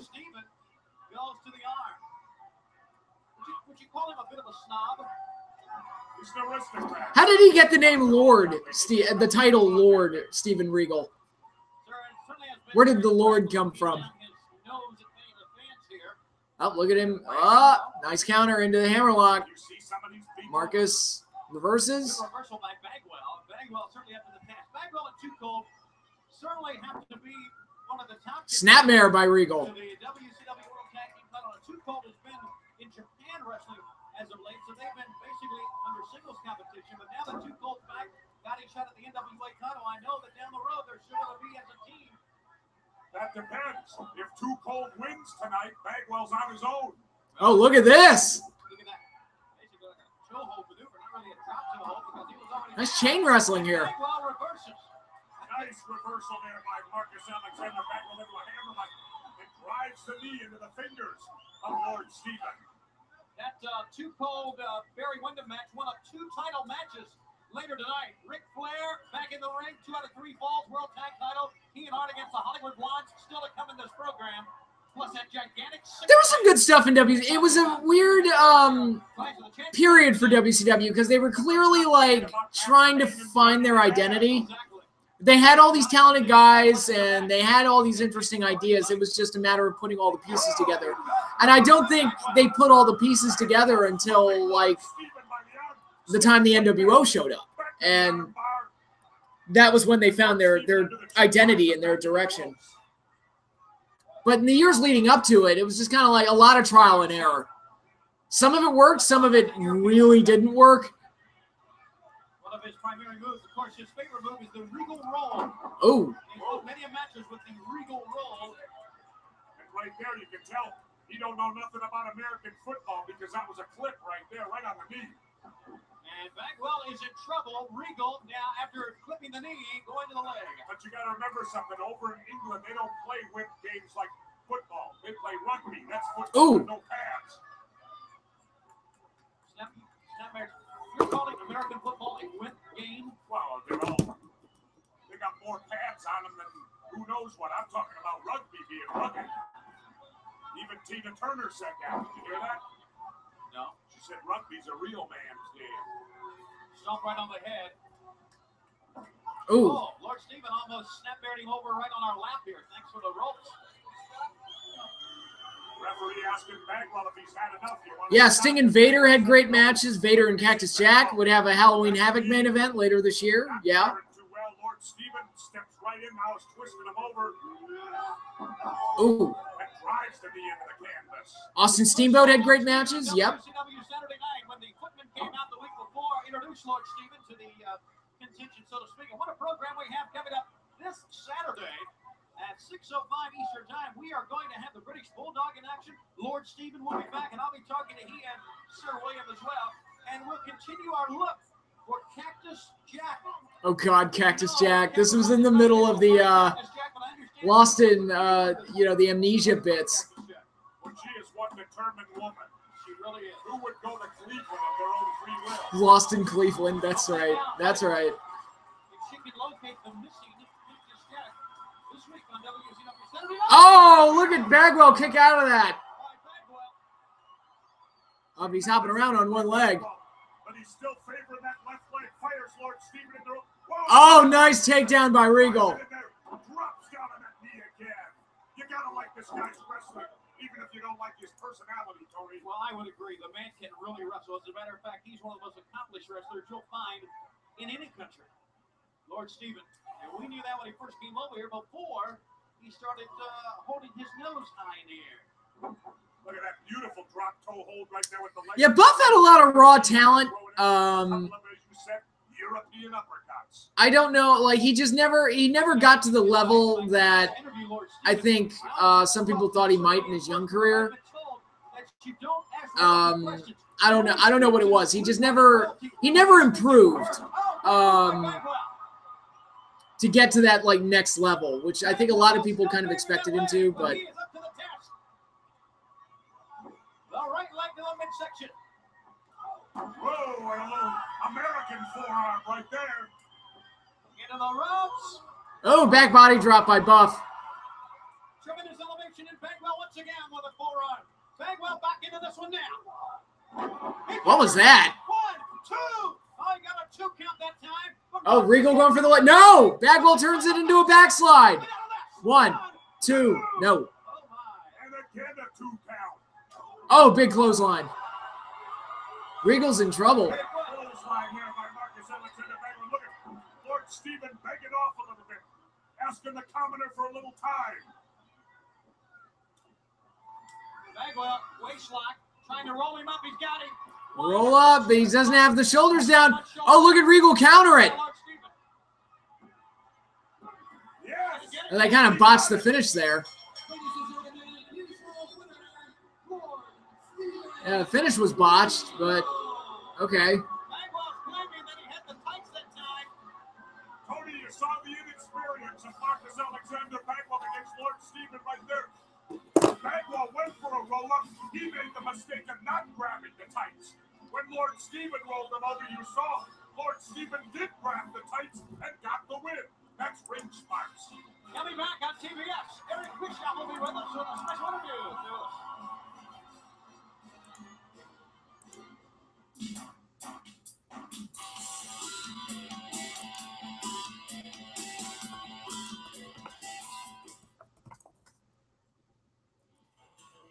Welcome back to WCW's Clash of the Champions, where the NWA Championship and World Tag Team title matches are coming up.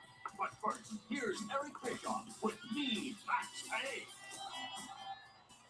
And we are back at the Clash of the Champions, where in just a few minutes we're going to see my guest, Max Payne, in the Max Payne, Jesus, that brings back some memories. surrounding the Bad Blaster. But Max Payne, something you want to say? Hold on a second, Eric. Let's solve this controversy right now. You know, I've been in the lair and I've been thinking about it.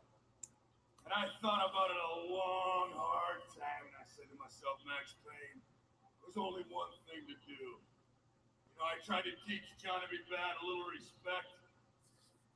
And that's all I wanted out of the deal, really, to be honest with you. But Johnny, if you'll come out here right now, I'll give you your Bad Blaster back.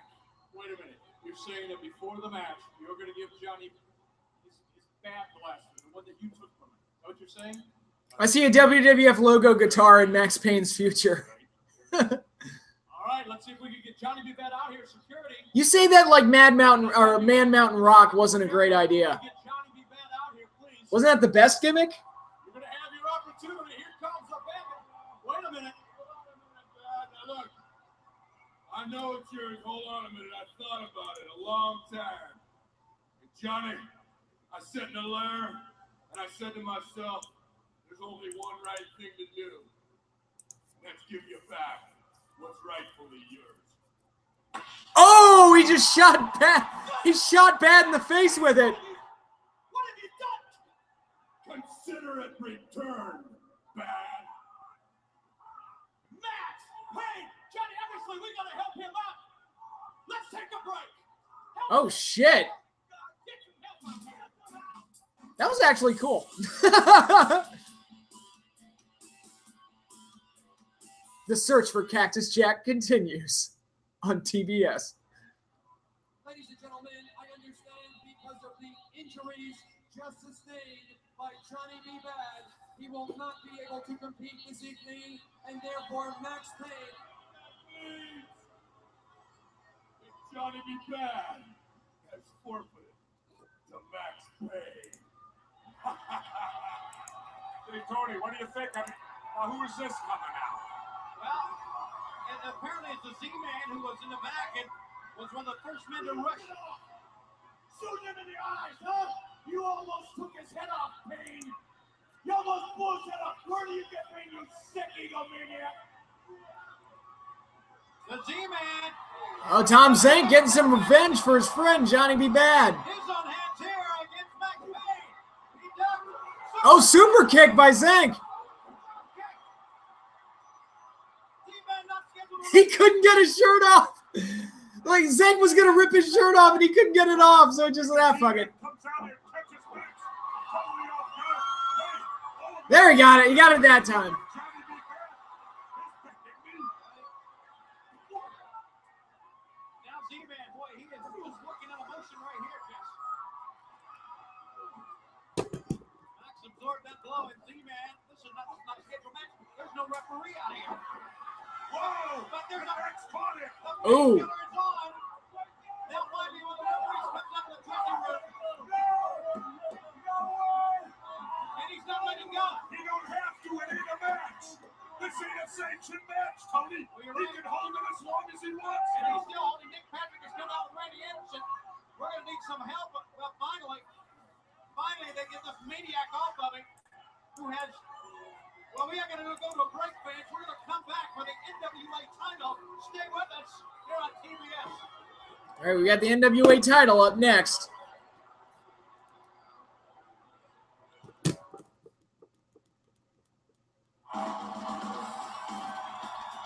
Back live on TBS, Johnny Schiavone, Jeff Giamatti Ventura. And finally, Max Payne was sent to the back, but we are set to go with our NWA title match. And here comes the challenger, Jeff. Here he comes, the cold man, Too Cold Scorpio. What about what happened to Johnny B. Bad for crying out loud? Hey, Johnny got his man blaster back. And then what happened? And what happened to the Z-Man? Well, that's what you get. In Z-Man's case, he stuck his nose in where it didn't belong. We hope to have enough. Look at Scorpio doing that dance. Johnny B. Bad coming up on WCW Saturday night this Saturday, 6:05 right here on TBS. You know, people may be able to find it out. Call the 900 number right now. That's exactly right. So that's right, Gordy. Calling Michael Hayes will be answering your questions during this flash. So you are the lucky callers to talk live to Gordon and Michael and some of the wrestlers on tonight's card by calling the wrestling hotline. And here comes your NWA champ. Right here on Barry Windham with the big gold belt. Barry Windham. And Too Cold Scorpio. We may have an update on Johnny B. Bad before the end of the night. And we certainly hope to. When the fans are into this one, it's going to be a classic matchup. Oh, we got Michael Buffer doing the intros for this one.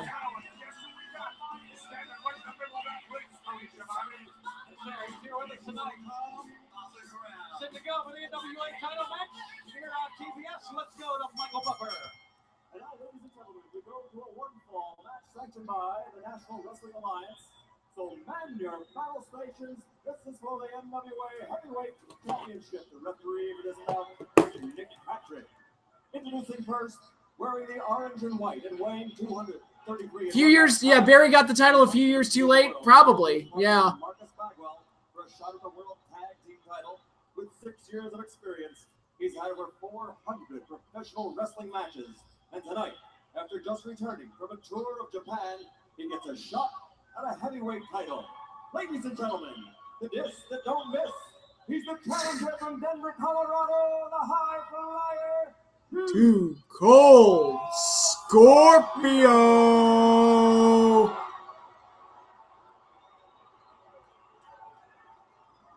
And his opponent wearing black and red and weighing 261 pounds. This second-generation professional from Sweetwater, Texas, has 4 times been a World Tag Team Championship, and twice he's held the United States titles. He won this NWA title by defeating the great... Soon to be Flash Funk, yeah. With the Funkettes, right? He is like the early Funkadactyls. The Lone Wolf, Barry Windham. It is kind of cool to see Wyndham's name on the big gold belt, though. That is kind of nice. So we are set to go in our first title match at Clash of the Champions. Don't forget the World Tag Team title. Flair's first appearance in the ring. He and Arn against the Hollywood Blonde still to come. In our big 6-man, Rude, Vader, Vicious against Rhodes, the British Bulldog and Sting. And we are red hot in Norfolk at Clash of the Champions. I'll tell you what, Michael Buffer knows how to set that table, doesn't he, Tony? No doubt about that, Jess. Good to have you with us. Good to have you with us wherever you are. As Michael Buffer told us. All right, here we go. NWA title. What do you think about this match, Jess? God, could you find 2 guys more different from each other style-wise? Like Barry's like an old school, like wrestler, grappler type. Too Cold Scorpio is a very flashy high flyer. I wonder if Scorpio liked the Flash Funk gimmick or not. If I were him, I wouldn't have liked it, but again, it's up to him. I don't really know. Oh, drop kick by Scorpio. With a big drop kick right out of the get-go. And that's what the cold man's got to do. He's got to take chances. He doesn't dare wrestle conservative.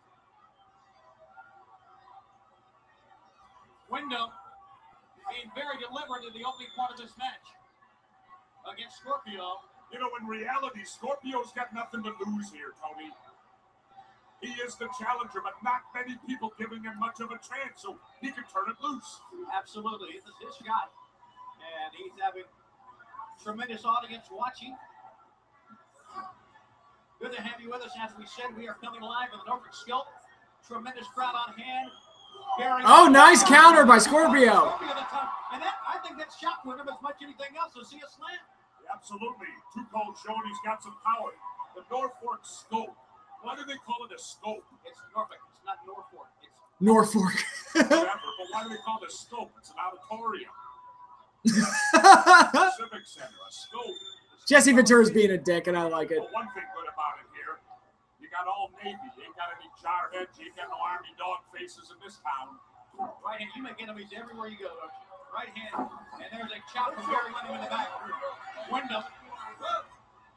The man who, in the corner, refused to comment on the return of Ric Flair. Walked out on me, walked out on you on WCW Saturday night. Finally, he made it known that he is no longer a horseman.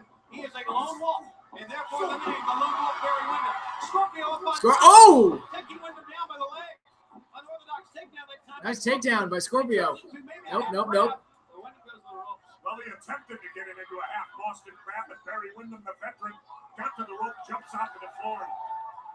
Yeah, this is also weird to see this as like an NWA title match because Scorpio's a guy that I just, in my mind, I associate with ECW and with WCW, and this just feels like, holy shit, he's fighting for the NWA world title? This feels like, I don't know, like,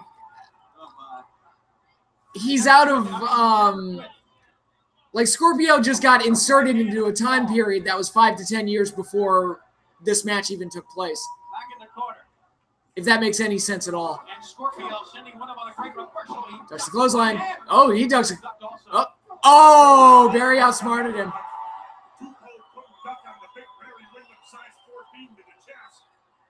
earlier, when Windham was shocked about the slam, Scorpio may have been shocked about Windham's quickness right there. Oh, flying clothesline by Barry. He gets a little high flying in there. You know, I'll tell you what, everybody knows how good Too Cold is with his aerial stuff, but Barry Windham is no slouch when it comes to taking that 6'7", 270-pound frame up and doing aerial maneuvers. Actually, funny, I have a funny connection with Barry Windham. One of my groups of friends who are wrestling fans that I joined up with a few years ago, they were looking to replace a guy in the group because the guy moved away, and then when they found me and inserted me into the group, their obvious comment was like, "Great, Patrick, you're the Windham." So I'm the Windham. Oh, nice suplex by Barry. Wow, Windham thought he had him there. A bit of a sloppy cover. He didn't hook the leg. You see Windham glaring at him. Oh, raking it in the face. That's the mean streak in Barry Windham. That's what I like about it. Even if he don't want to talk to you, Tony. No, he doesn't want to talk to anybody. He wants to talk to you. And that's his prerogative. This is not the NBA where we find people we're not talking to reporters. Right hand. By the way, who's Michael Jordan betting on tonight? I really set you up for that one, didn't I? Into the ropes. Oh! Windham held onto the ropes on the far side. I heard Jordan's giving 2-1 on the Hollywood Blondes later. They got to go 2 out of 3 falls. The old way, the old-fashioned way. Oh, nice DDT by Barry. He like jumped up on the DDT a little bit.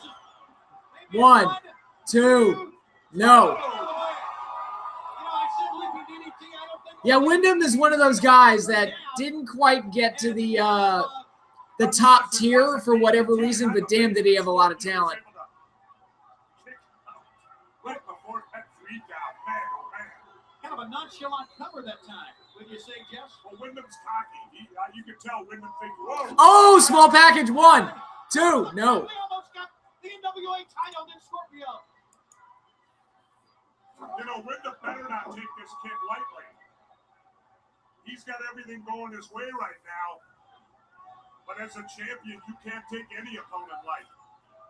Gut wrench suplex. Oh! Drilled him through the mat. 1, 2. There was a decent cover, but Scorpio again kicking out. And Windham now not looking for a pin here. He is just going to lay in some punishment on Scorpio. If you just joined us, Johnny B. Bad was seriously injured at the hands of Knox Payne and the Bad Blaster. He actually shot it right off in his face, the Bad Blaster. If you call the hotline right now, you may be able to hear an update on the condition of Johnny B. Bad. We have not received any communication as of yet. Oh, big drop kick by Scorpio. I'd give him the condition right now. Oh. Windham. To the midsection, what's it? He's hurt. You're right. To what extent, we don't know. We know it's in the face. The man who prided himself on being the prettiest in WCW. And now Windham, the NWA champion, has Scorpio hurt here. And Windham taking his measure of too cold. I wonder if the recent tour of Japan maybe has Scorpio a little bit tired here. If you were in charge of names and Vince told you to come up with names for Stone Cold, Hogan, The Rock, and The Undertaker, what names would you come up with based on their character? Oh, God. Like Stone Cold would be, God damn it, I wouldn't even know where to start. I'm not good at naming things. My children are going to have that same problem. It's like, I don't know, honey, you name them whatever the fuck you want to name them. I don't care.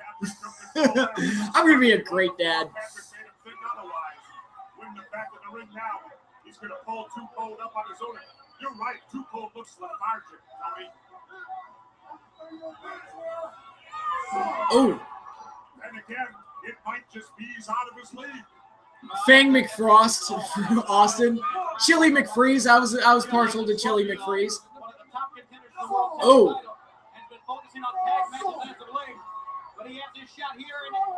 Oh, look at that! I don't even know. That looked physically impossible.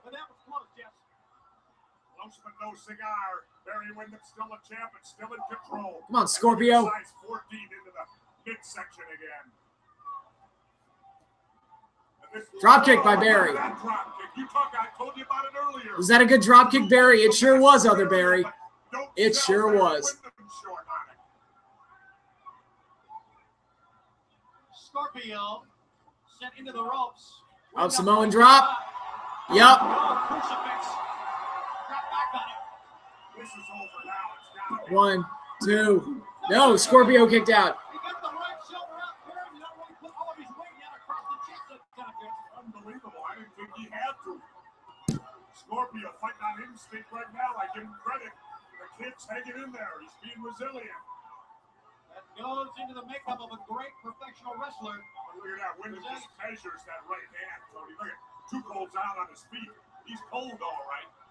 He's out cold. Oh, down he goes. After this match, they might call him Out Cold Scorpio. Out cold Scorpio. Oh, Jesse. He looks out on his feet. Like, Barry's just been dominating this match. 1, 2.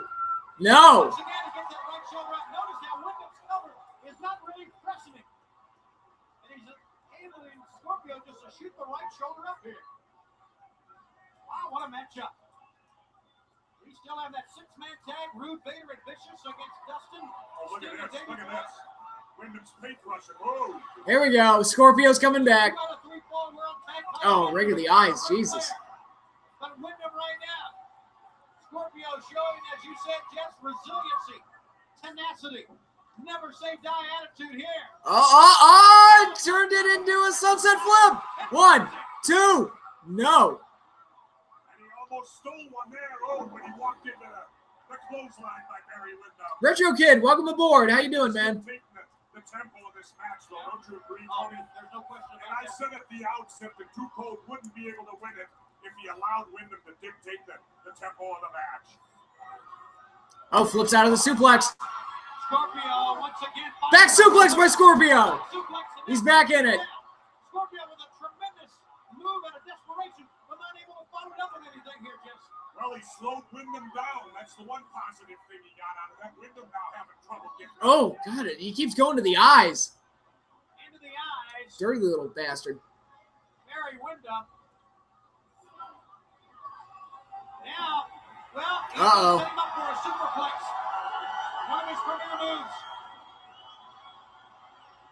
Scorpio, you can tell he's winded or he wouldn't be able to set for this one.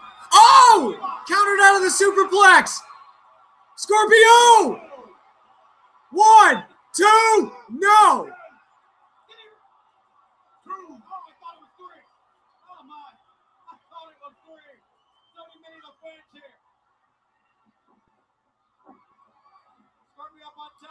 Oh, look at that! That's scissors takedown. Hurricane Rana. Frankensteiner, whatever you want to call it. Where are you at the G1? I'm a few shows behind. I haven't watched the whole thing yet. Whoa, a super kick right to the jaw. Staggers Windham against the top rope. Look at that roll up. 1, 2, no. What's harder nowadays? Getting over without a chant or getting a chant over? Getting a chant over is easy. Like, all you have to do is say something and the fans will... Oh, look at that! 1, 2, no! Yeah, getting it... Fans are dumb. They'll chant anything. Come on, Scorpio! Nice missile dropkick! 1, 2, no!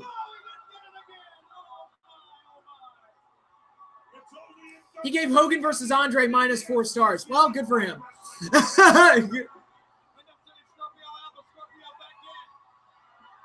Oh, look at that shot. Windham's like, fuck this. I've had enough of this nonsense. No more your high-flying, flippy-floppy bullshit. Oh! 1, 2, 3. Windham wins it. That was a really good match. I enjoyed that. Really good.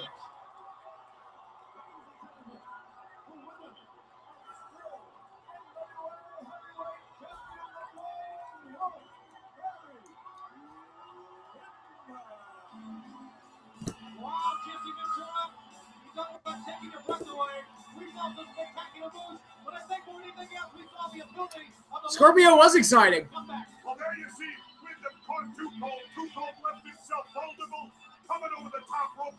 Windham was ready for him, caught him with the right hand, which set him up for that. The leaping CDT, which drove Too Cold into the ring and knocked him out cold. 1, 2, 3. Windham holds the title. Still a count the gigantic six-man tag in the 2 and 3 for the World Tag Title. Keep it up.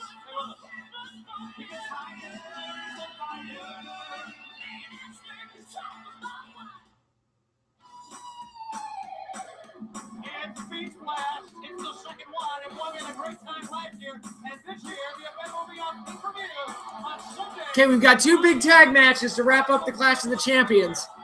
Big 6-man tag and then a championship match to close the show. Oh, you can bet this Beach Blast I'll be surrounded by more. Hey, you want to see a Sylvester Stallone impersonation? Yes. Right there. That's good. Fans, okay. Coming up, we'll have more information on WCW Saturday night in the weeks to come. Right here on TBS 6:05 Eastern Time this Saturday, we should have more information.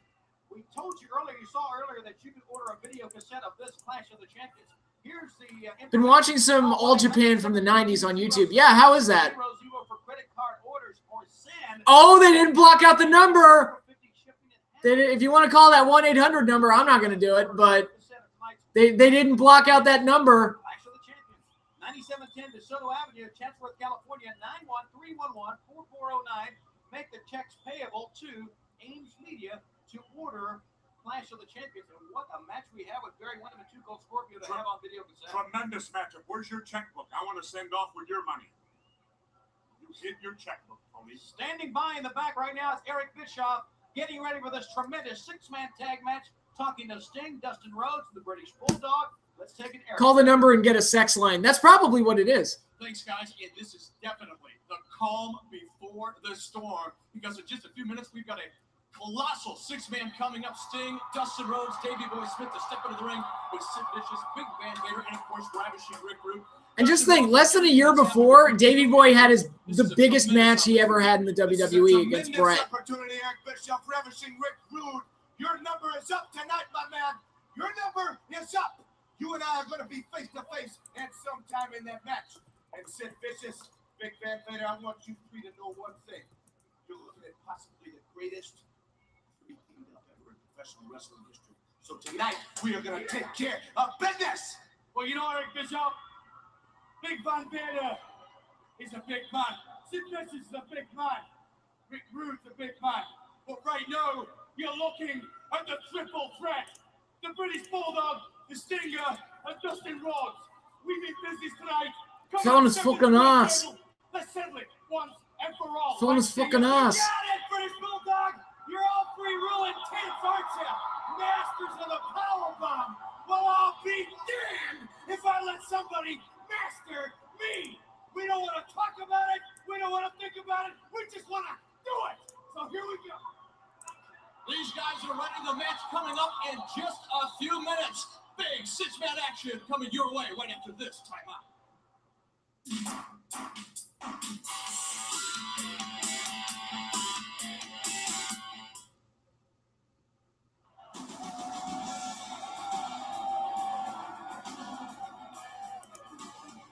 Ladies and gentlemen, in the following contest. I wish Misawa was still around so he could work with Okada. I mean, Okada can work with just about anybody, so like working with Misawa in his prime, that'd be a good one. Vader!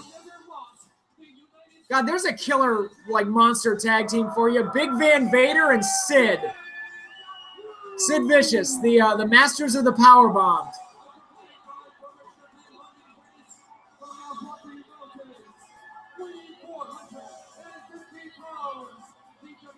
God, Rick Rude actually looks out of place there. Like, look at all these big monster guys, and I'm just a normal wrestling guy.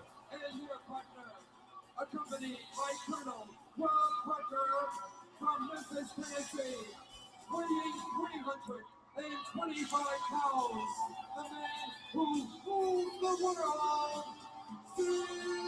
Sid Vicious. Okay, let's take a look at this. Sid was in the WWE in 92. Bulldog was in the WWE in 92. Rick Rude was in the WWE last in 1990. It's like there's a very like, and you know that was just par for the course back then. Guys would go back and forth.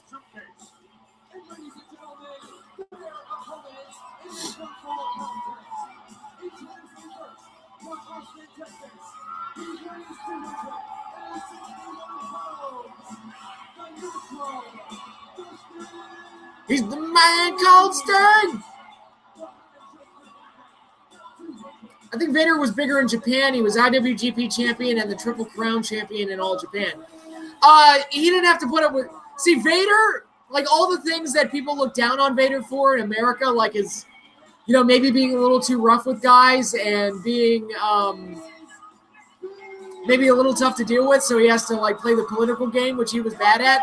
In Japan, he didn't have those problems. Just like, oh yeah, just be you. Just do what you do, Vader. Have an offer to retire that they will enter this Saturday on WCW Saturday night from the match with the Powerbomb. Dustin gets once again his hands on Ravishing Rick Rude, and we've talked to Rude.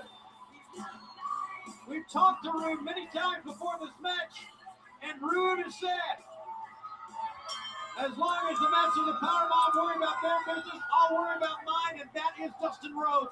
And this is going to be explosive, and you're seeing it live on TBS. Well, I'll tell you what, Tony. Yeah, him being rough is what made Vader Vader.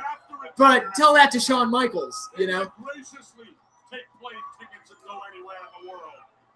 Yeah, Stan Hansen was probably better suited for Japan as well. I know where. I suppose you're going to say Podunk, Virginia. No. It would be your first choice. There you see Colonel Rob Parker. Colonel Rob Parker, I liked him as a manager. Underrated. After the night is over, to be on the wrestling hotline in our wrap-up show. You may have a chance to talk to them live starting about 10:25 tonight in our post-event show. But we are in the event. We still got the World Tag Title with Flair's first appearance. Sting starting out with Rick Rude. Two men who are no strangers in the scope and a finger pitch already. Oh man, crowd's lively for this.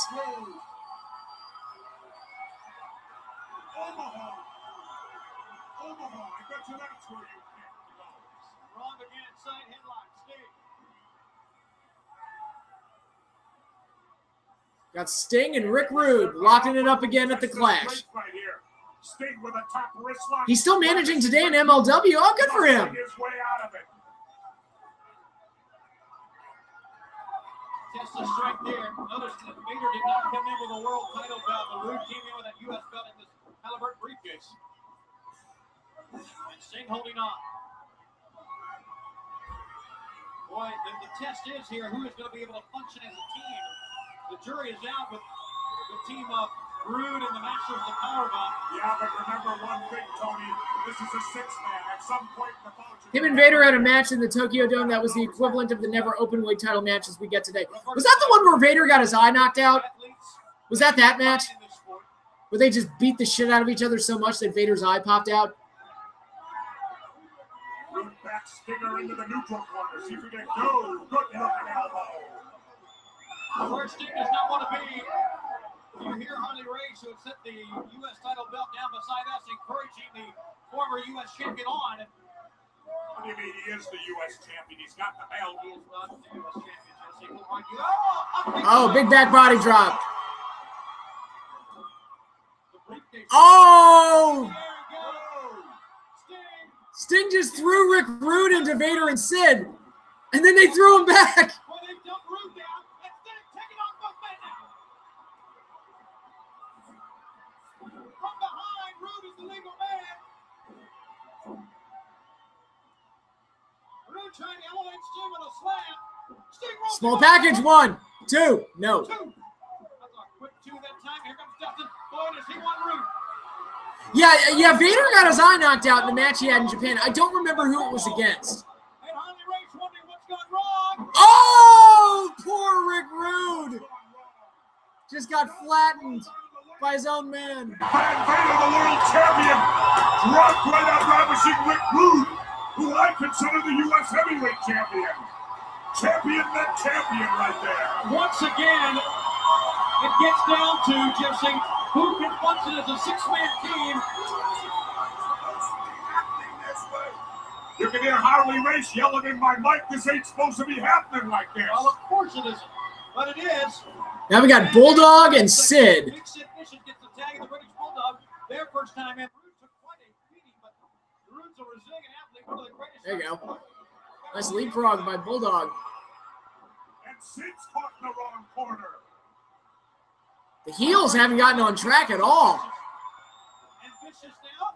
Oh, low blow by Sting. Cheap shot. That's some babyface antics for you. But Sid Vicious still comes back with a foot. Vicious sending the Navy boy and the British Bulldog ducks. Tremendous. Bulldog takes him down. Side, Dustin back in. Boy, you're talking about it, a fever pitch. They have really kicked in high gear in the opening moments of the match, and here he comes. And Dustin I'm calling a hotline, Heenan. And the great thing is the parents don't have to ask the kids. Oh, God, look at Dustin going after Vader. Jesus Christ.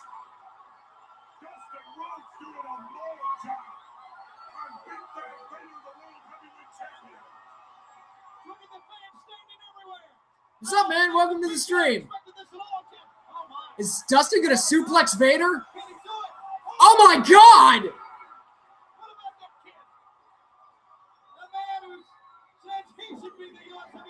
Big elbow. Another elbow. Another elbow. This is set up for another cheap shot here. Elbows. What did you think of Shawn being unprofessional with Vader during SummerSlam?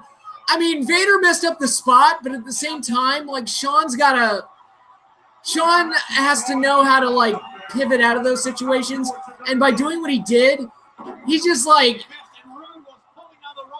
you know, kind of kills the illusion of the match. In addition to just looking like a dick.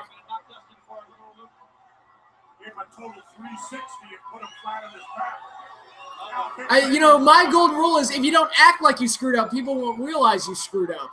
Or it could, you know, fix the fact that you screwed up. But Shawn, all he did was like basically highlight that they fucked up. So, and made it even worse.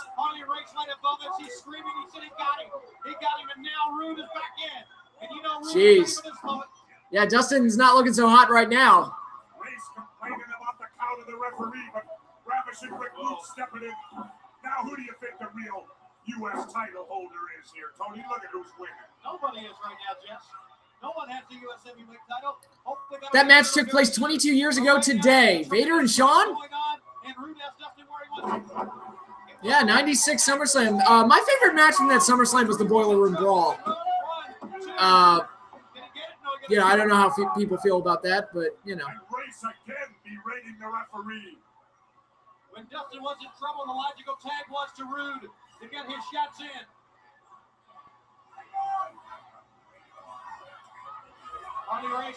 Oh, nice! Dustin gets out of trouble there, but now Sid's tagged in. Well,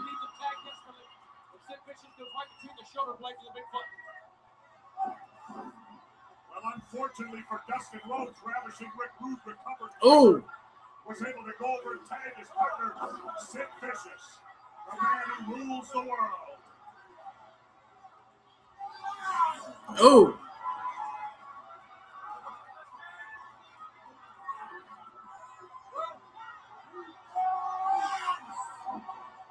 Big Sid firing Dustin Rhodes, using one of those big monstrous arms, firing Rhodes back into that buckle. Boy, he is a monster.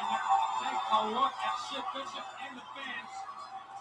Trying to encourage Dustin to get back up. Dustin does get back up.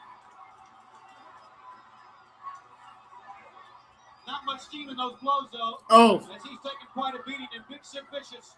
Headlock takedown by Sid. Look at that. Oh, but Dustin.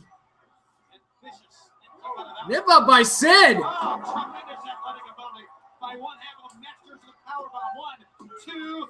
Dustin barely got away. And Dustin Rhodes is hurting right now, Tony.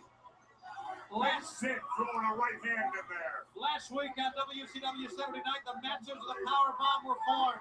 They said they were going to give. All right, tag to Vader. 1 week to decide to retire or not and get out of their way. We will have that answer at 6:05 this Saturday night. But right now, now he's beating Dustin down. It's Vader pounding Dustin down. Big man Vader loves to do that. Take an opponent to the corner and literally box their ears off with that big forearms. And Vader's going up. Vader's getting aerial. Oh my God! Dustin turned into a power slam.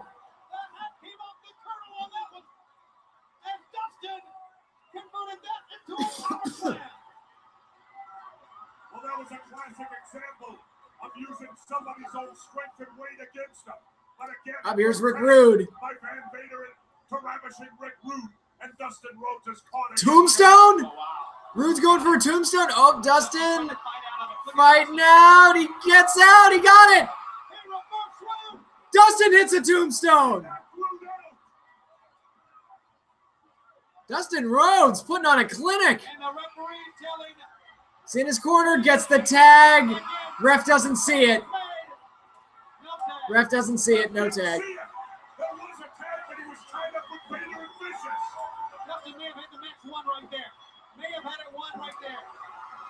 Here we go. It's a Pier 6 brawl now.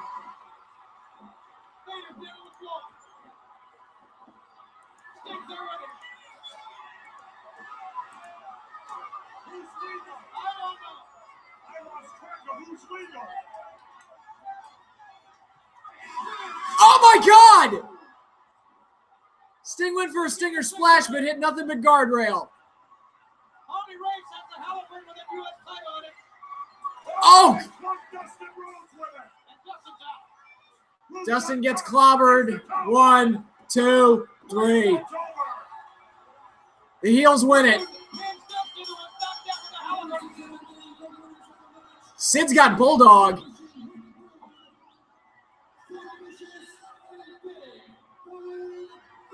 Oh, God. Look at that. And you're going to retire Davey Boy Smith. He's all alone. Davey Boy Smith is all alone because big powerbomb. Powerbomb on Bulldog. Oh, now Sting's back. Yeah, Dustin looks hurt. Bulldog's hurt. And Sting's like, shit. A little too late, Tony. Oh, they laid him out. Ruth Bader and Vicious win it. The masters of the powerbomb and the one and only Rabbit Sheet Rick Rude together. Rude made the cover. That was a really good match, by the way. I enjoyed that. Davey Boy, Dustin, and Sting. The referee has the Halliburton. And from a fight. And this match is over. We have the World Tag Team Title 2 out of 3 falls coming up next. Oh, it's hard hitting on TBS.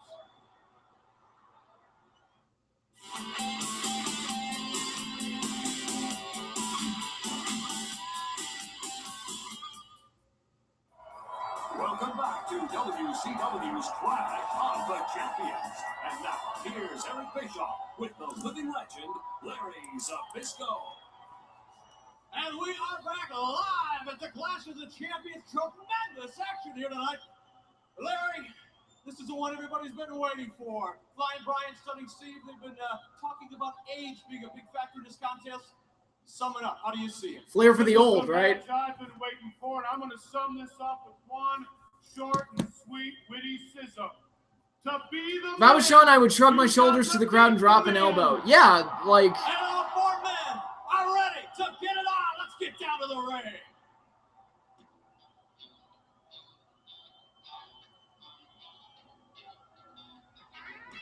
All right, thanks a lot.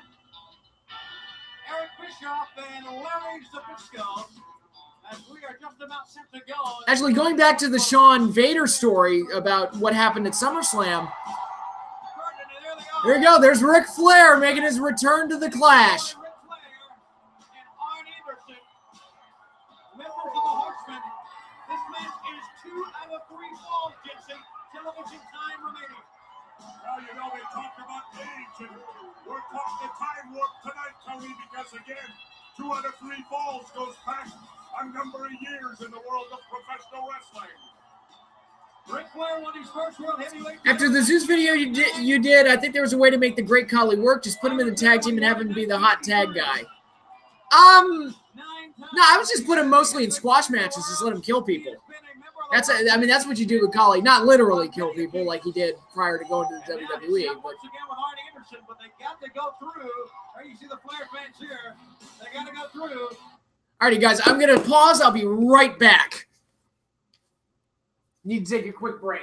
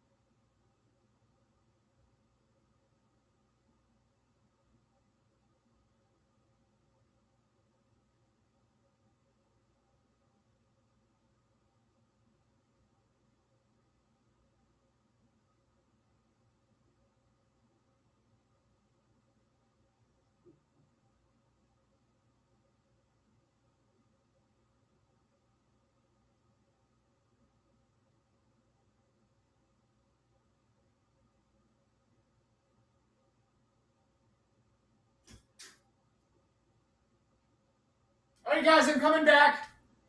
Give me a sec.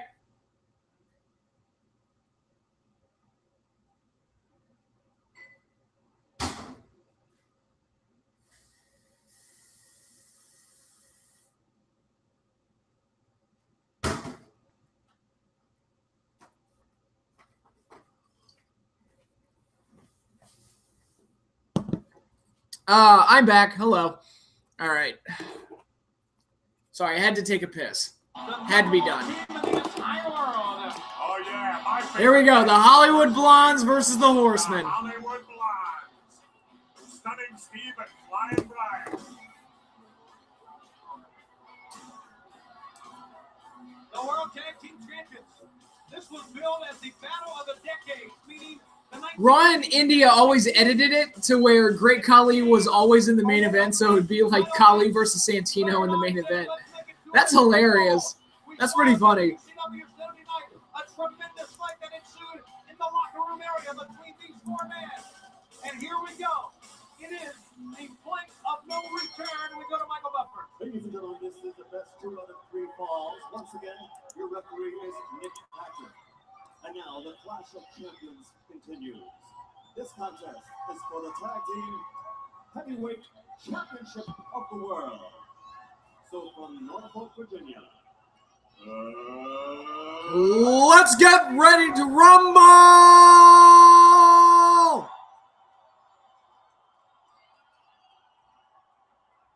I mean, is there anyone better at setting the stage for a main event than Michael Buffer? Weighing in 261 1/2 pounds and wearing the white colors, he's a 4-time tag team champion with 4 different partners. He's a former world television champion who has 10 years of experience as a pro. Ladies and gentlemen, from the legendary Anderson family, introducing the Enforcer, Arn Anderson. Double A.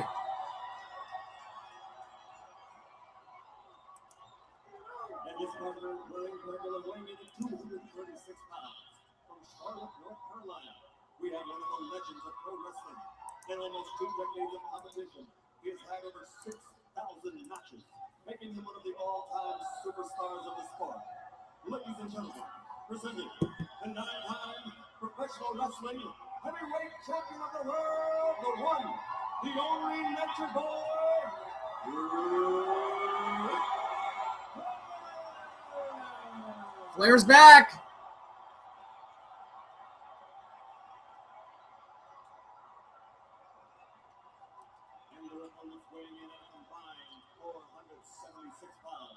Wearing black and silver, they have over 100 title defenses. And 100? Really? That seems like a bit much. Ladies and gentlemen, from Hollywood, California, the undisputed tag team heavyweight champions of the world, Lion Brian. Didn't Jeff Jarrett have the nickname The Chosen One? Because that doesn't make sense. Yeah, he did. Like in WCW towards the end, he was the Chosen One. So here we go. I'll tell you what, Tony, nobody does it any better on ring introductions than the one, the only Michael Buffer. I want to remind the fans this is 2 out of 3 falls. It is television time for the World Tag Title. There's a lot of animosity. There is a tremendous amount of bitterness, bad blood. But now, knowing Nature Boy Ric Flair, the consummate pro, and Arn Anderson, they can put it all behind him and focus on becoming World Tag Team Champions. I think the bad blood lies more with Anderson and Flair. Because it was the Blondes who insulted them. It was the Blondes that called him old. I think they called Arn a statue, didn't they? Flair for the gold. They taught him everything. And here we go, Flying Brian, 1/2 of the tag champions against the Enforcer, Arn Anderson, of the legendary Anderson family and the 4 Horsemen. And look at this, Flying Brian. God, they're making fun of Flair. Yep. Boy. And he gets a smile out of the Nature Boy on it. Ric Flair's been through it all, Jesse. He's been in great title matches. I don't think you're going to intimidate him. No, not at all. Back to the corner. Little Hollywood focus there, little lights, camera action. Yeah, he's having fun now. Uh-oh. The fun stops there. Hey, a lot of things in WCW towards the end didn't make sense, okay? That was the, like, naming Jeff Jarrett the chosen one. That was the least of their problems. Brian got a knee in that time. Ooh. Oh. Oh! Anderson had leveled up in the stop. Down goes Brian. And Flying Brian wants a timeout. The only problem is this is wrestling. You don't get a timeout. But he thumbed him and then went to the eyes. Now quickly they do change. There's a backhand chop that time. There's a reversal. Anderson. Oh, caught him. And clotheslined him on the top rope and kicked him in the ribs. Arn Anderson in control here. And he wants Austin. Now we got Arn and Austin. Oh, making reference to the Colt Cabana swerved all our asses. How did he swerve all our asses? You like that, don't you? Well, it's kind of humorous, Tony. You like it when people run other people down. How did Colt swerve us? Side headlock.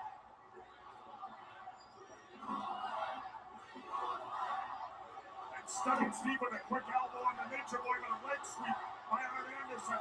Here comes Flair. And here comes the Nature Boy. Big pop for Flair.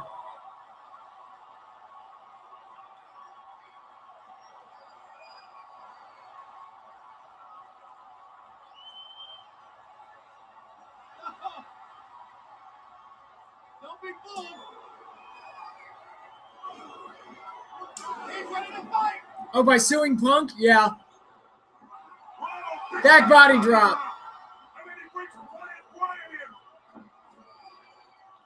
Nature Boy's taking care of both of the world champions right now. He grabbed him by the balls. Is he hooking Austin's mouth? What the hell? Well, that's been the biggest part of the Hollywood Blonde. Fish hooked him. Flair measures it. God, crowd's going nuts for Flair. He's going after Flying Brian. Arn Anderson working on Stunning Steve in the other corner. It's mayhem and Norton. And again, let's remind everyone, Tony, this is 2 out of 3 falls. 2 out of 3 falls. This is not a 1-fall matchup. Nature Boy, back to the base.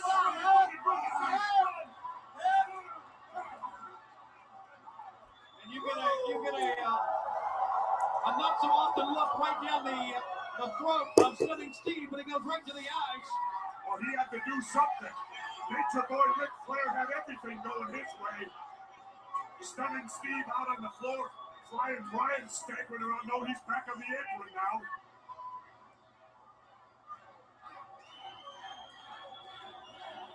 Austin taking his time outside the ring. Trying to get his bearings back, Tony. Along with Paul Roma, Flair and Arn make up the Horsemen. Paul Roma. He's a horseman. That's funny. Gets the advantage again on top. Sends Austin back in.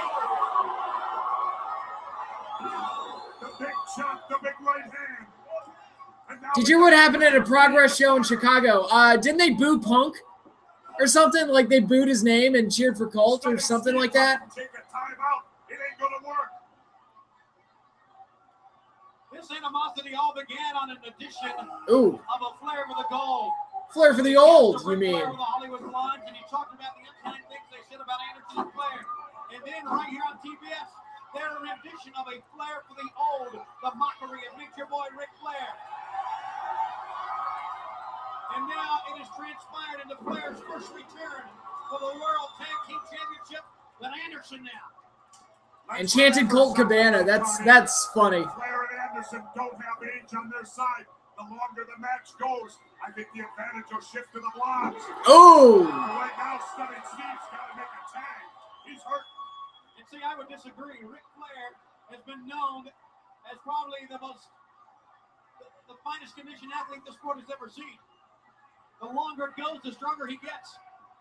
That was the old days. No, that wasn't. That is now. How can you say it's now when it's his first time back in the ring? Well, he's in the greatest shape of his life. Got his brand new gym in Charlotte, North Carolina.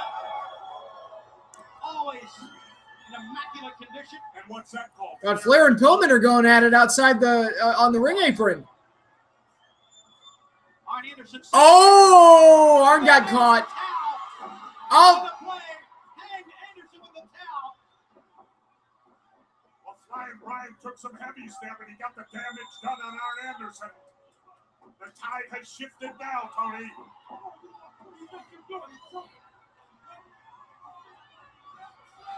And back to the towel. You can see Flying Brian.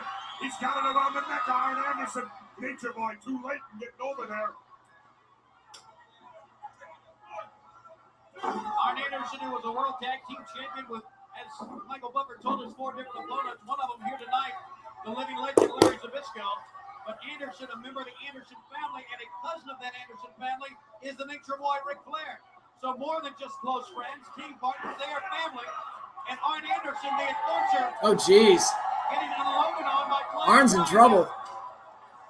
Well, you can see Anderson slowed down a lot, Tony. Maybe the arthritis is bothering him a little. What arthritis? You reading some medical report tonight now? Yeah, the Hollywood Blondes, they were one of the best teams in WCW history, and they didn't get nearly long enough of a run. Like, they could have been like a team for at least 2 or 3 years. But then Austin wouldn't have gone to WWE and, you know, all that other stuff. I guess you'd have to say about Flair and Arn, they're like vintage wine, Tony. Right first, they get better with age. Absolutely. Punk's had the worst 2018. He got his ass beat in front of his hometown. Well, he shouldn't have had a fight. He's not an MMA fighter. I'm sorry. 2, he gets sued by his best friend. That comes from being a dick.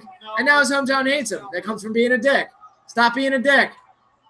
What do you prefer, pink and pink? Tag is made, and Anderson is in major trouble with the Blondes. Oh, yeah. The Blondes got Arn where they want him. We've seen the World Tag Team Champions at their best. This fine-oiled machine.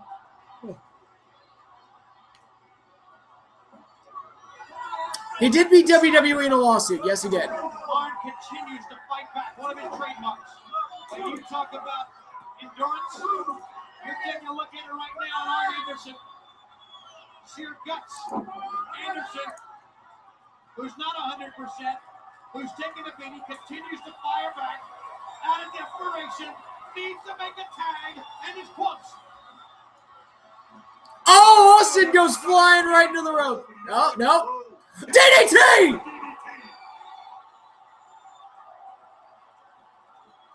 Come on, Arn. Took a little too much time to do some filming of the Nature Boy, and when he spun around, Arn was waiting for him. Yeah, it was take 2 time. Very good, Tony. Tag is made. Anderson. Gets the tag to Flair. They got the knee of Anderson. Flair hit a top rope move. Flair actually hit a top rope move. Well, Flying Brian, the ex-Cincinnati Bengal, knows how to clip somebody, and that's what he did to Arn Anderson on the floor. But right now, it's Nature Boy Ric Flair with the offense. Inverted atomic drop. Front atomic drop. Stunning Steve into the ring. Nature Boy catches Back elbow. Steve goes flying. Anderson still on the floor. That knee is hurting.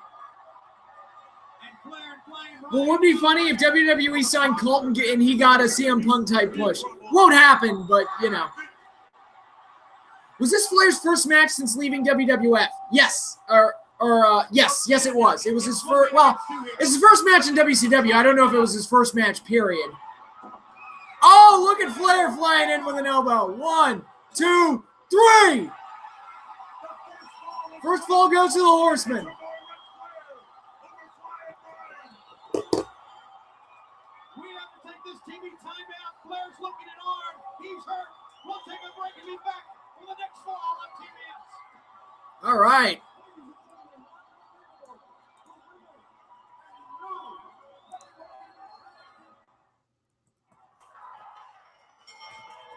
The bell sounds. During the entire time during the break, Flair was attending to Arn Anderson, who is still trying to walk off that hurt knee. That was a knee that put him out of action the first part of 1993, sent him home. And we have to wonder, the cocky and confident now Hollywood Blondes, even though they're down 1-0, what effects is going to have on the remainder of the match. Well, all I know is the Blondes got to pick up a ball here. Whoa, Nature Boy reversing. Flying Brian around and gives him a chop of his own, followed by a big right hand and another chop. Well, they are slapping leather here, man. Oh, Flair flips over. Oh, gets a chop. Gets a shot on Steve. Flair got the first pinfall, flying blind, one more pin, and we're going to have new World Tag Team Champions. Flair hit hard that time. I think his head went off of the mat that time and hit the cement disc. And Anderson, who was operating with a bad wheel here. Meanwhile, why is he trying to fight? Because he sucks so bad at it? I don't know where Punk got the idea that he could be an MMA fighter. I don't know why he thinks that's a good idea or a worthwhile endeavor. A mistake there because he tied up the referee and allowed Stunning Steve to do that damage. Hollywood Blonde's back in control. What a fight we have seen. We still have potentially 2 falls remaining for the World Tag Team Championship. Flair and Arn, 1 fall number 1. One more, they will be the World Tag Team Champions. But you gotta wonder how much of a team is left because Arn Anderson is hurt and Flair's not looking too good here. But there he goes. Flair in trouble. Whoa, and Flying Brian rams Flair head first into the railing. Now Austin. We talked about Flair's resiliency, his ability to come back. If Ambrose shaved his head and grew out a goatee, would he look like Stone Cold 2.0? He might. I mean, Ambrose looked. Again, I only saw a screenshot of what he looked like for his return on Raw, but he looked pretty damn good. It's like, damn, look at Ambrose. Flair's hurting and he's in trouble. He really is. And Flying Brian of the Blondes is waiting for him. There's the tag to Stunning Steve. Flair being double teamed.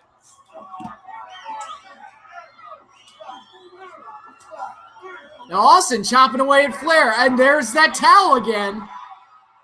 Pillman with the choking. And an irate Arn Anderson and Flair double team one more time. It doesn't do Anderson any good to come in the ring. He's better off staying on the apron.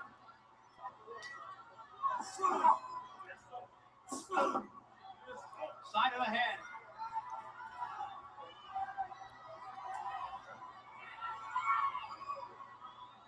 Superplex. A superplex off the top.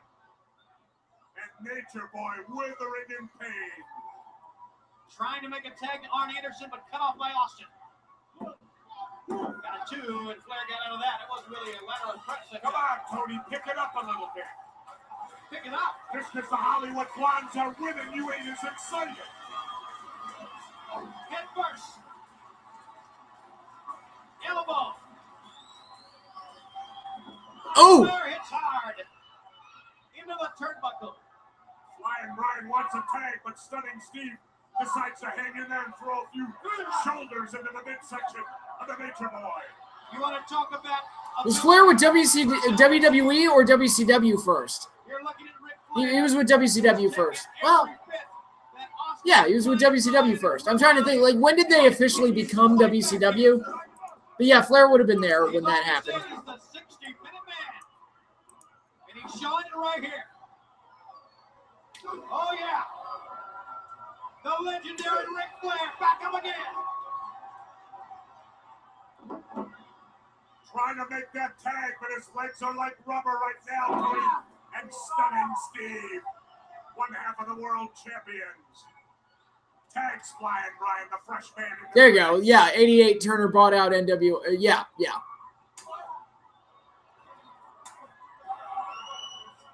Oh, yeah. Oh, now Pillman's getting some chops. Now sending Brian to the ropes. Ducks. It's Oh! Ric Flair in the second fall for his team. Anderson had been hurt. During the entire break, Anderson was nursing the hurt knee down on the floor. And now Flair so desperately needs a tag here.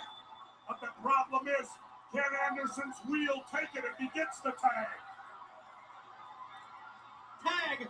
Austin in. Tag to Austin, but there's the tag to Arn. And now double A. The fresh man. Oh, Back body drop. Body drop. into the ropes. Oh, big shot to the gut by Arn. Anderson, back of the neck. Oh, what a match we're seeing.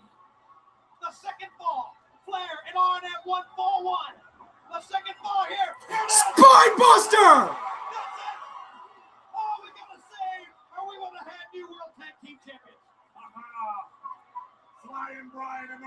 place at the right time. Oh, ref's got his back turned. There's the clip. The clip. Clip on Arn. Sam White style of the Cincinnati Bengals. 1, 2. Oh, Arn kicked out. He got out.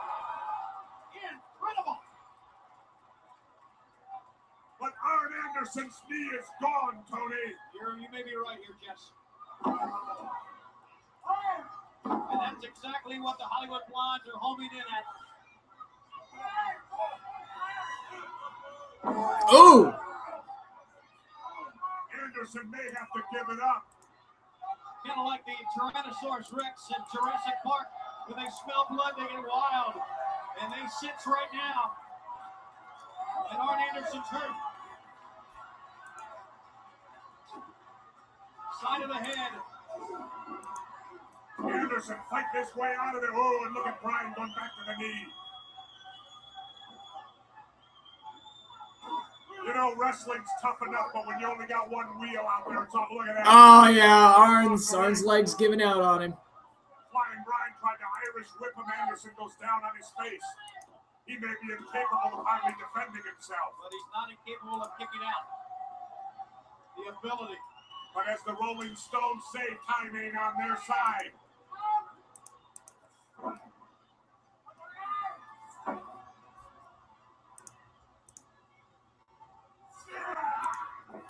Grabbing on the knee, and Anderson, the referee, checking with Anderson as well as Stanley. Oh, nice counter by, oh. Tremendous desperation move that time. Thought Arn had countered it successfully, but not quite. Stunning Steve holding on. Look at Anderson fighting to get there. You know what's interesting, Tony? Who demanded this to be 2 out of 3? Because if there was one fall, Flair and Anderson would be the champions. They wanted it. Flair and Anderson wanted the old style. That's how the titles used to be decided. 2 out of 3 falls years ago in this sport. I'll bet you they're second guessing themselves right now. No, I wouldn't think so. I would. They'd be the champions. What are you, nuts? If there was one fall, they'd be the champs. Now, a referee asking Arn. He's got a half crab right on that band wheel, Jess. Come on, Arn. And look at Stunning Steve helping out. The Nature Boy isn't helping the cause.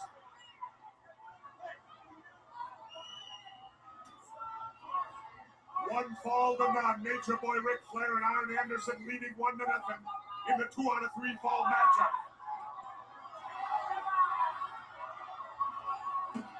Anderson may have to submit. Look at the referee, doesn't see the assistance of Stunning Steve pushing on the head of Flying Bryan. And look at Anderson trying to just do a push-up here to get himself up. Oh, ooh. Wow, stopping on the leg again. Come on, Arn. He just needs to roll over to his left and get Flair. Enziguri! Whoa, and he knocked Flying Bryan senseless. Anderson. He made the move to the wrong corner. Yeah, this is a great match, too. God. Got a really good clash of champions here. Arn doesn't quite get the... Ah, he didn't get it. Driving those knees into the hamstring. And a smart move by the champions right there. Drag Arn Anderson back to the ring. It'll take him all day to reach Flair now.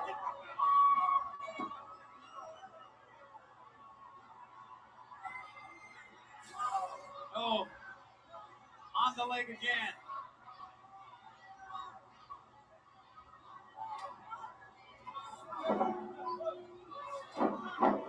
Back of the neck. Are you streaming SummerSlam? No, but I might do a live stream post-show reaction to it. Oh! Foot to the face. Come on, Arn. If he don't make it this time, Tony, I believe it's over. Gets the tag. Here comes Flair. Maybe on the verge of becoming a world tag team champion again in his career. Good God, look at Flair go. You think he was motivated to get back in the ring? The referee didn't see it. That's a disqualification. You're right again, but the referee didn't see it, so the match continues. I think he conveniently didn't see it. How could he miss that? To get up and trying to jump off Dick Flair could be. He got it. Back suplex. And now, the fan sits in. Barry Windham is on his way to the ring. Barry Windham. The figure four. The figure four. The referee's coming. Ah. So Windham causes a DQ. Did Austin submit, or did Barry Windham get him disqualified? I have no idea what's going on here. Would Hall and Nash have been phased out during the Attitude Era? Honestly, if they hadn't gone to WCW, I wonder if we would have even gotten the Attitude Era. Like, they had to leave to go to WCW and start the NWO, and that opened the door for Vince to kind of go into the Attitude Era direction. So I would argue if Hall and Nash had stayed around, we wouldn't have gotten an Attitude Era for them to be phased out of. And Windham is still on Ric Flair. There's Paul Roma. All right, so the Horsemen win 2 straight falls, but they don't win the titles because the second fall was by disqualification. And so is Arn Anderson hurt.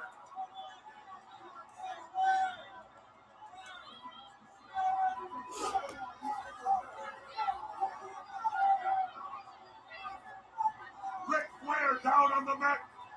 Arn Anderson, his partner, there with him.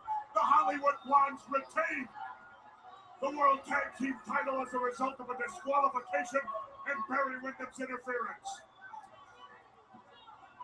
Let's go now to Tony Schiavone, who's standing by with Barry Windham. Go ahead, Tony. Well, you didn't have much to say about Ric Flair not too long ago, but I think it's very apparent by what we've seen in real Right there, that's how much he wants of me. Ric Flair's never wanted any of me. He doesn't want any of me now, and he never will. Ric Flair, I'm the world heavyweight champion. You walked away from it, and I took it. Bigger star, Razor Ramon in WWE or Scott Hall in WCW? Scott Hall in WCW. NWO, man. Will never be the world champion again because I am the one that took it away. You Ric Flair. Oh, and Flair's going after Windham.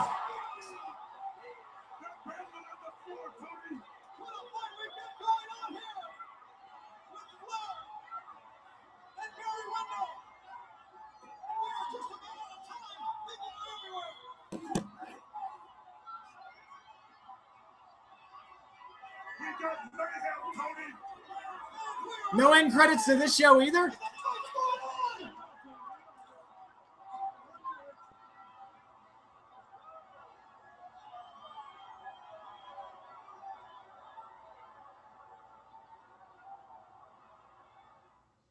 Okay.